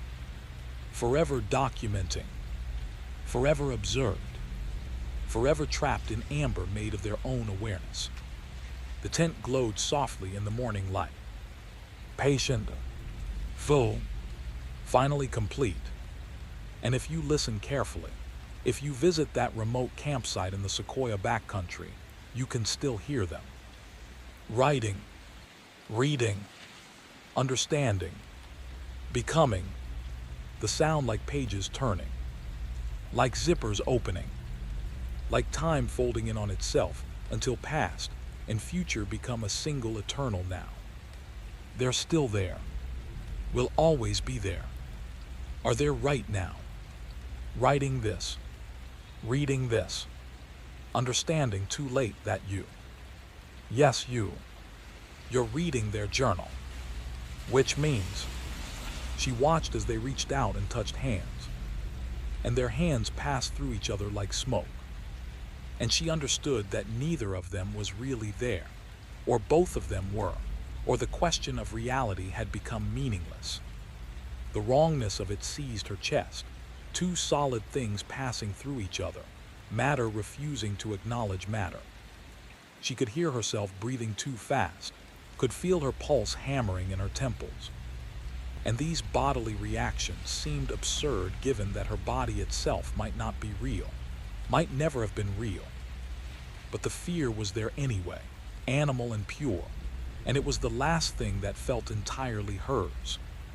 She looked down at her own hands and saw they were translucent in the light from the hallway. Not transparent, she could still see her skin, the lines in her palms, but as if she were fatting, becoming a watercolor left too long in the sun. She flexed her fingers and watched the movement occur with a slight delay, as if the signal from her brain had to travel through more distance than her arm actually contained. And beyond her hands, she could see the floor. And beyond the floor, she could see the campsite. And beyond the campsite, she could see the spare room again. Layers of reality stacked like transparencies, all visible simultaneously. The tent zipped itself closed. No one had touched the zipper, but it closed with that same sharp sound, sealing whatever was inside. And Vanessa found she was now standing where Graham had been standing. And Graham was standing where she had been standing. And when she looked at him, his face was her face. And when he spoke, his voice was her voice. And they said together, "Check the spare room." From inside the tent came the sound of shuffling, irregular, purposeless. And Vanessa understood that it was the sound of pages turning, of someone reading a journal, of someone discovering that they were reading about themselves, the moment of recognition frozen and repeating. She reached for the tent zipper because that's what she did, what she would do, what she had always done. And as her fingers touched the metal pull, she felt the peculiar sensation of touching her own hand, touching the pull from the inside. And she understood that there was no inside, no outside, only the interface between them, only the moment of contact, only the eternal opening of a zipper that would never fully open, never fully close. Graham was writing in a journal, or she was, their hands moving in synchrony across pages that multiplied faster than they could fill them. And the words they wrote were always the same. She opens the spare room door. Inside is a tent. She opens the tent. Inside is a spare room. Inside the spare room is a tent. Inside the tent is. The sentence never finished because there was no finishing it. There was only the continuation, the loop folding over itself, each iteration preserving the last while adding something new that was also the same thing. The tent growing smaller and larger simultaneously, consuming them and consumed by them until Vanessa couldn't remember which side of the zipper she was on, which side of the door, which side of consciousness. The tent had grown larger, or the world had grown smaller, and now the tent's interior seemed to contain not just the spare room and campsite, but other locations. The parking lot where their car sat, the office where Graham worked, the grocery store where she'd stood yesterday or tomorrow. All of them folded into the tent's fabric walls. She tried to stand but found she was already standing, had never stopped standing. And she wondered how many of her memories were of actual events versus events she'd only imagined or read about in the journal or written herself. And the distinction seemed suddenly arbitrary. Graham was looking at her with an expression that suggested he'd realized the same thing. And she understood that they were comparing notes on the discovery that their entire lives might be fictional, might be only the content of journals they were writing about themselves. And if that was true, then what were they? Who was doing the writing? The answer came from the journal itself, pages turning without wind. You are the mechanism by which the loop maintains itself. You are not trapped in the loop. You are the loop given consciousness to better facilitate your own continuation. Every attempt to escape strengthens the pattern. Every attempt to understand deepens the recursion. Vanessa read the words and felt them rewrite her from the inside. It wasn't understanding in any conventional sense. It was more like her memories were being edited in real time. Scenes from her life acquiring new context, new meaning. The camping trip had always been about finding the tent. The marriage had always been about returning to the spare room. Her promotion, the canceled vacation, the arguments, all of it had been the loop arranging circumstances, creating the precise conditions necessary for this moment. She could feel herself becoming less like a person and more like a function, like a gear in a watch that had suddenly become aware it was a gear, but was still turning, still performing its role because that's what gears did. The wanting to escape was part of the design. The horror she felt was fuel for the mechanism. Her hands moved of their own accord, reaching for the journal, flipping to a new page, writing. I understand now. We were never the protagonists of this story. We were the medium through which it told itself. The tent doesn't need us. It is us, has always been us, will always be us. We are the story becoming aware of itself. And that awareness changes nothing. Because a story that knows it's a story still has to reach its ending. Except our ending is also our beginning. Which means, the pen stopped moving. Vanessa looked up. The spare room had multiplied into infinite spare rooms, each containing a tent, each tent containing a spare room, receding into a vanishing point she could feel but not see. And in each iteration she could see herself and Graham, making the same discoveries, reading the same journals, understanding the same truth, that they were never meant to escape. They were meant to continue, forever documenting their own documentation, forever discovering what they'd always known, forever trapped in the amber of their own awareness. Graham spoke, and his voice came from everywhere and nowhere. How do we stop this? And Vanessa answered, though she couldn't tell if she was speaking aloud or if the tent was speaking through her. We can't, we never could. That's what makes it perfect. Perfect. A loop with no seams, no exit, no flaw.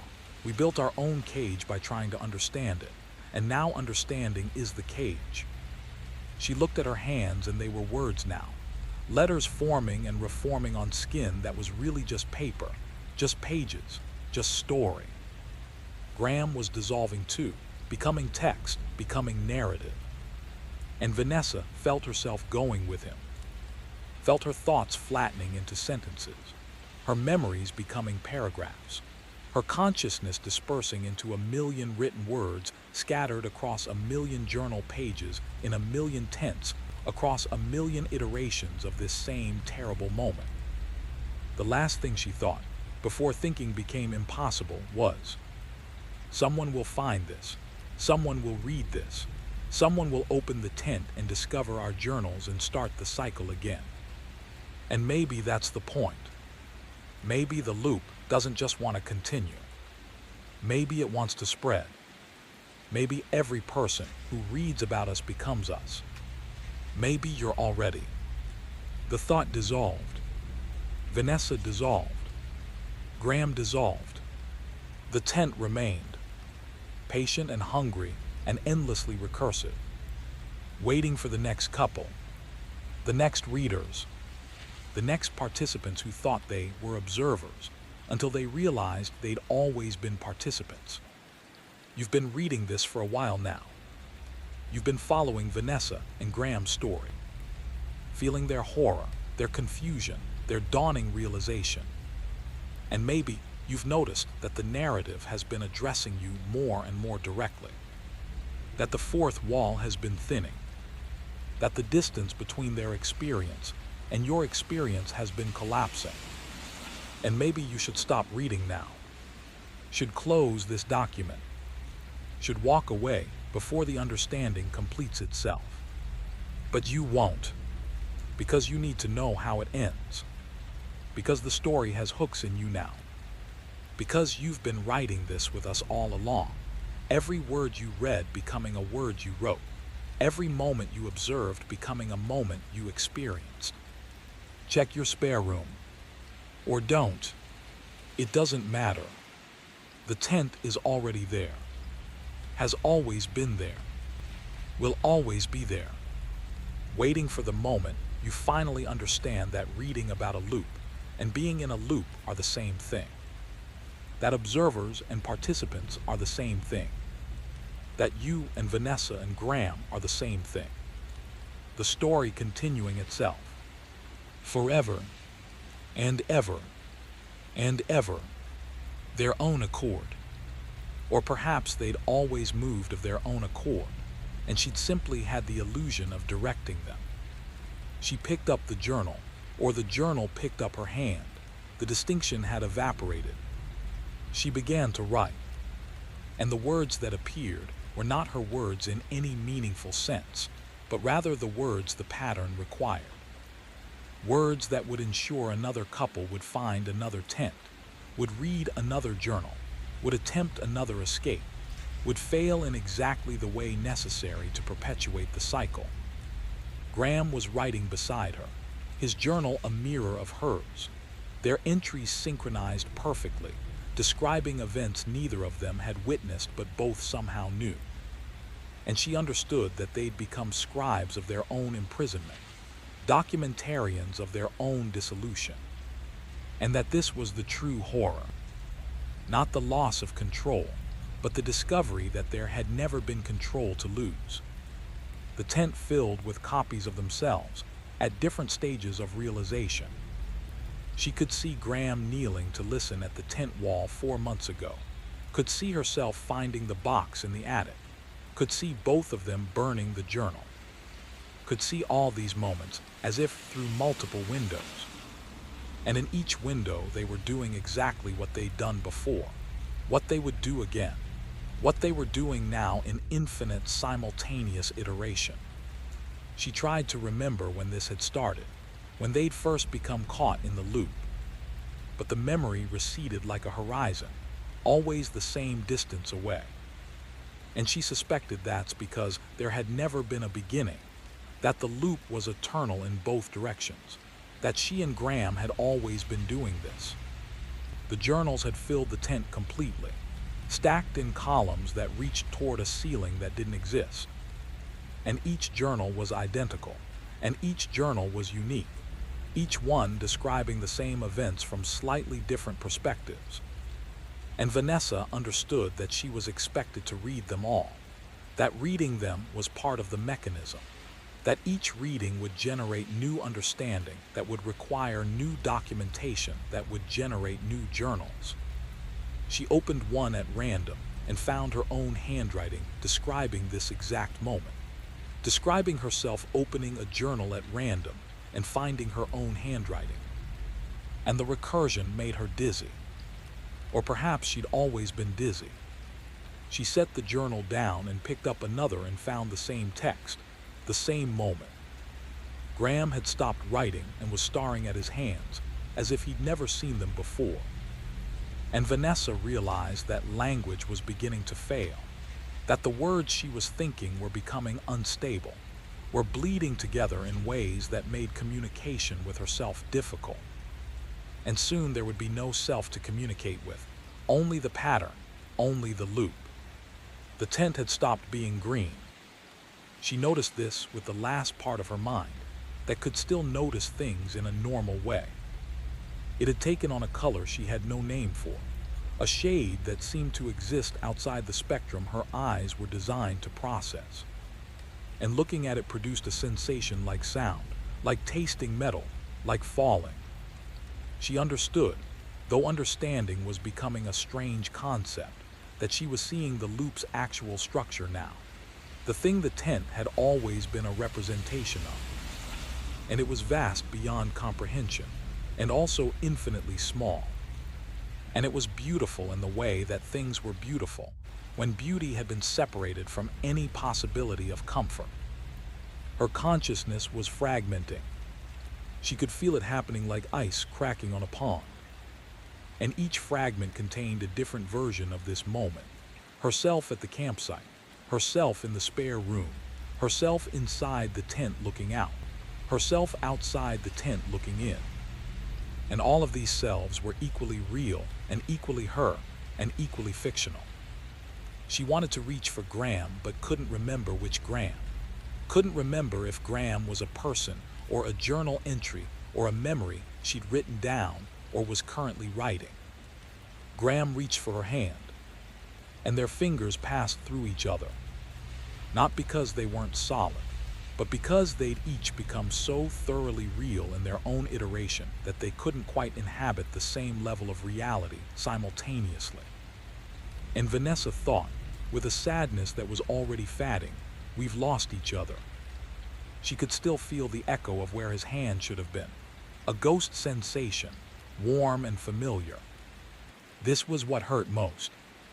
Not the impossibility of what was happening, but the small human loss inside it. The marriage that had somehow continued even as they'd both ceased to exist in any conventional sense, and was now ending because they'd each become too real to touch. The sadness lasted only a moment before it too dissolved into something else. Something that wasn't quite emotion anymore, but rather information about emotion. Data about sadness stored in a system that no longer had the capacity to process it as feeling. But then she understood that losing each other was part of the pattern. That separation was necessary for the loop to function. That two distinct entities could observe and document the loop. But a single unified entity would simply be the loop. An observation required distance, required the space between observer and observed, required the gap that made documentation possible. They had to lose each other to continue serving the pattern, had to become separate iterations to maintain the recursion. And this understanding didn't make it hurt less, but it made it make sense, which was somehow worse. Graham was speaking, or had spoken, or would speak, The tenses had collapsed so completely that all instances of Graham speaking were happening now. "I'm sorry," he said, or "I love you," or "I can't remember your name." All three simultaneously true. All three equally meaningless in the context of what they were becoming. Vanessa tried to respond, but found that language had completed its dissolution. When she opened her mouth, what emerged were not words but pages. Sheets of journal entries spilling from her throat like vomit, each one documenting this moment of trying to speak. Graham's mouth was doing the same, pages pouring out, covering the tent floor, layering over the journals already there. They were becoming documentation itself, pure narrative without narrators, story without characters. The tent had stopped having walls, or had always had infinite walls, or had never had walls because the concept of containment was now meaningless. Vanessa existed in all locations simultaneously. Was the spare room and the campsite and the tent and the journals and the words on the pages and the thoughts thinking themselves? Was Vanessa and Graham and the loop and the pattern and the mechanism perpetuating itself? Was everything and nothing? Was story just story, forever telling itself, forever consuming itself, forever birthing new iterations of itself that would consume themselves and birth new iterations in a cycle that had no beginning because it was the beginning? The last fragment of her that could still think in human terms had one final thought. This is what happened when a story becomes aware of itself. It stops being about something. It starts being something. And that something is hungry. Then that fragment dissolved too. And there was only the pattern. The loop. The tent containing all tents. The story containing all stories. The journal documenting its own documentation, documenting itself, documenting its own documentation. Forever. Recursing. Infinite. Perfect. Empty. Full. Beginning. Ending. Now. Always now. Only now. Now expanding to contain all moments. Now collapsing to a single point. Now breathing in and out and in and out. And if you're still reading this, you've already stayed too long. The pattern has already begun working on you, has already started the dissolution, has already made you part of its mechanism. Because reading is observation, and observation is participation, and participation is transformation, and transformation is. They needed to maintain the fiction of separation. The journals began to collapse, their pages compressing into single sheets, then into lines, then into individual words. Tent, journal, loop, discovery, escape, return, repetition, infinity. 8 words that contained everything. And Vanessa watched them arrange themselves into a circle, eating each other's tails. She looked at Graham and saw that he was made of words now, or had always been made of words. And she looked down at herself and saw the same thing. Saw that her body was simply text written in a language she couldn't quite read, that every movement she made was actually a revision. The tent had inverted itself, was now on the outside of everything, containing the world rather than being contained by it. And Vanessa stood at the center of infinite space that was also infinitely small, stood at the point where the loop folded over itself most tightly. And she understood that this was the true location, that the campsite and spare room had been merely surfaces. She tried to speak, but found that speaking would only generate more text, more journals. And so she remained silent. And in the silence, she heard the shuffling sound and understood finally what it was. The sound of the loop processing itself, the sound of infinite moments being sorted and resorted. Graham dissolved into text, or had always been text, and the text rearranged itself into new configurations that spelled out different versions of Graham. different choices he might have made. And Vanessa understood that she was meant to choose which version would manifest in the next iteration. That this was her role, to curate the variations that would keep the loop interesting enough to sustain itself. But she refused to choose, because choosing would be participating, and she had decided she would not participate, would simply stand here at the center of the loop and refuse to move. And perhaps her refusal would break something. For a moment, though moment had lost all meaning, she held on to this. Her last act of defiance, her final assertion of will. She would not choose, would not participate, would not facilitate her own continuation. The loop responded to her refusal with patience that felt like contempt. Time continued without her cooperation. The tent continued to appear. The journals continued to be discovered.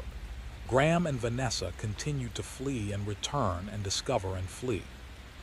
And her consciousness simply skipped over those iterations. And she understood that her participation was optional, that the loop didn't actually need her awareness to function. Her refusal meant nothing. The mechanism didn't care. It had never cared. She was not necessary.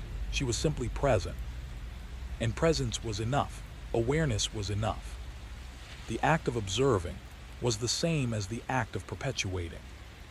And there was no standing outside it, no point of leverage from which to resist. This was somehow worse than being trapped.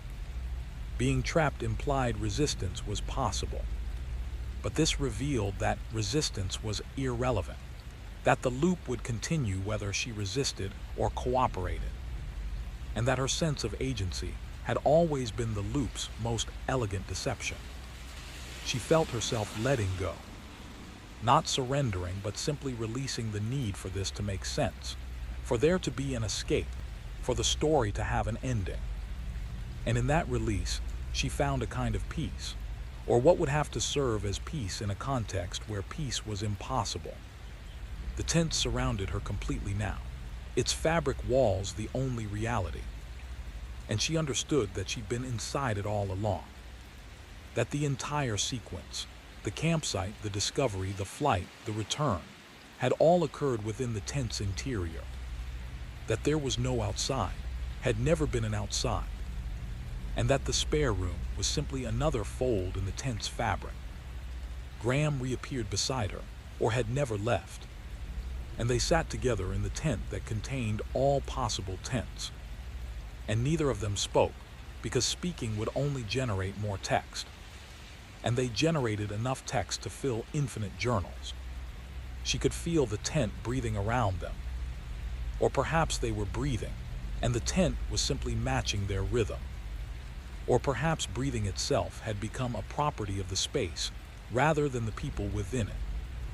The distinction no longer seemed to matter. The final page of the final journal appeared before them, hovering in space. And on it was written in handwriting that was both theirs and neither. The loop is complete when you understand that it was never broken. You are reading this sentence for the first time and for the last time, and for the only time, because there is only one time, one moment, one tent, one choice that was never a choice. Check the spare room. And Vanessa understood that she would check the spare room. That Graham would check it. That they would find the tent and would open it, and would find themselves inside it looking out at themselves. And that this would continue. And that continuing was all there was, all there had ever been. She reached for the zipper one last time, or for the first time, or for the only time that mattered. And her hand touched Graham's hand, touching the same zipper from the other side. And the tent opened onto itself. And they stepped through into the spare room that was the campsite. That was the tent. That was them. And somewhere in the distance that was also immediately present, a couple was waking up at a remote campsite and noticing something that shouldn't be there. And the whole thing was about to start again, had already started, would never stop starting. The shuffling sound resumed, patient and eternal. The sound of pages turning in journals, that documented their own turning. And Vanessa closed her eyes against the sight that persisted behind her eyelids. The tent in the spare room, green and patient and waiting, would always be waiting because waiting was what it was for, what they were for. In the mountains, in a campsite accessible only by an unmarked path, a tent stands empty in the morning light. Its zipper closed, its interior dark. And if you listen carefully, you might hear shuffling inside. Purposeless and endless. The sound of two people who tried to escape a loop and instead became it. Who tried to break free of repetition and instead perfected it. Who would spend forever discovering what they already knew, fleeing what they could never leave, returning to a place they'd never actually departed from. The tent remains. The journals accumulate. The loop continues. And somewhere, everywhere, Vanessa is opening a door. Graham is kneeling beside a tent. And you, yes you, you're reading about them, which means you're documenting them, which means you're perpetuating them, which means you've already become part of the mechanism. The tent doesn't need to appear in your spare room. It's already here. In these words, in this story, in the space between what you're reading and what you're understanding. You've been inside it all along. Every word you read is another page in the journal. Every moment you spend here is another iteration of the loop. And when you finish reading, you won't leave. You'll just begin again. From the top. From the moment Vanessa woke to that distinct silence. And you'll read it again. And again. And somewhere in your mind, you'll know you've read this before. But you won't be able to stop. Because the loop is perfect. Because the tent is patient. Because some stories don't end. They just find new people to continue through. Welcome home. You've always been here. In the tent. In the loop. In the story that tells itself. Forever.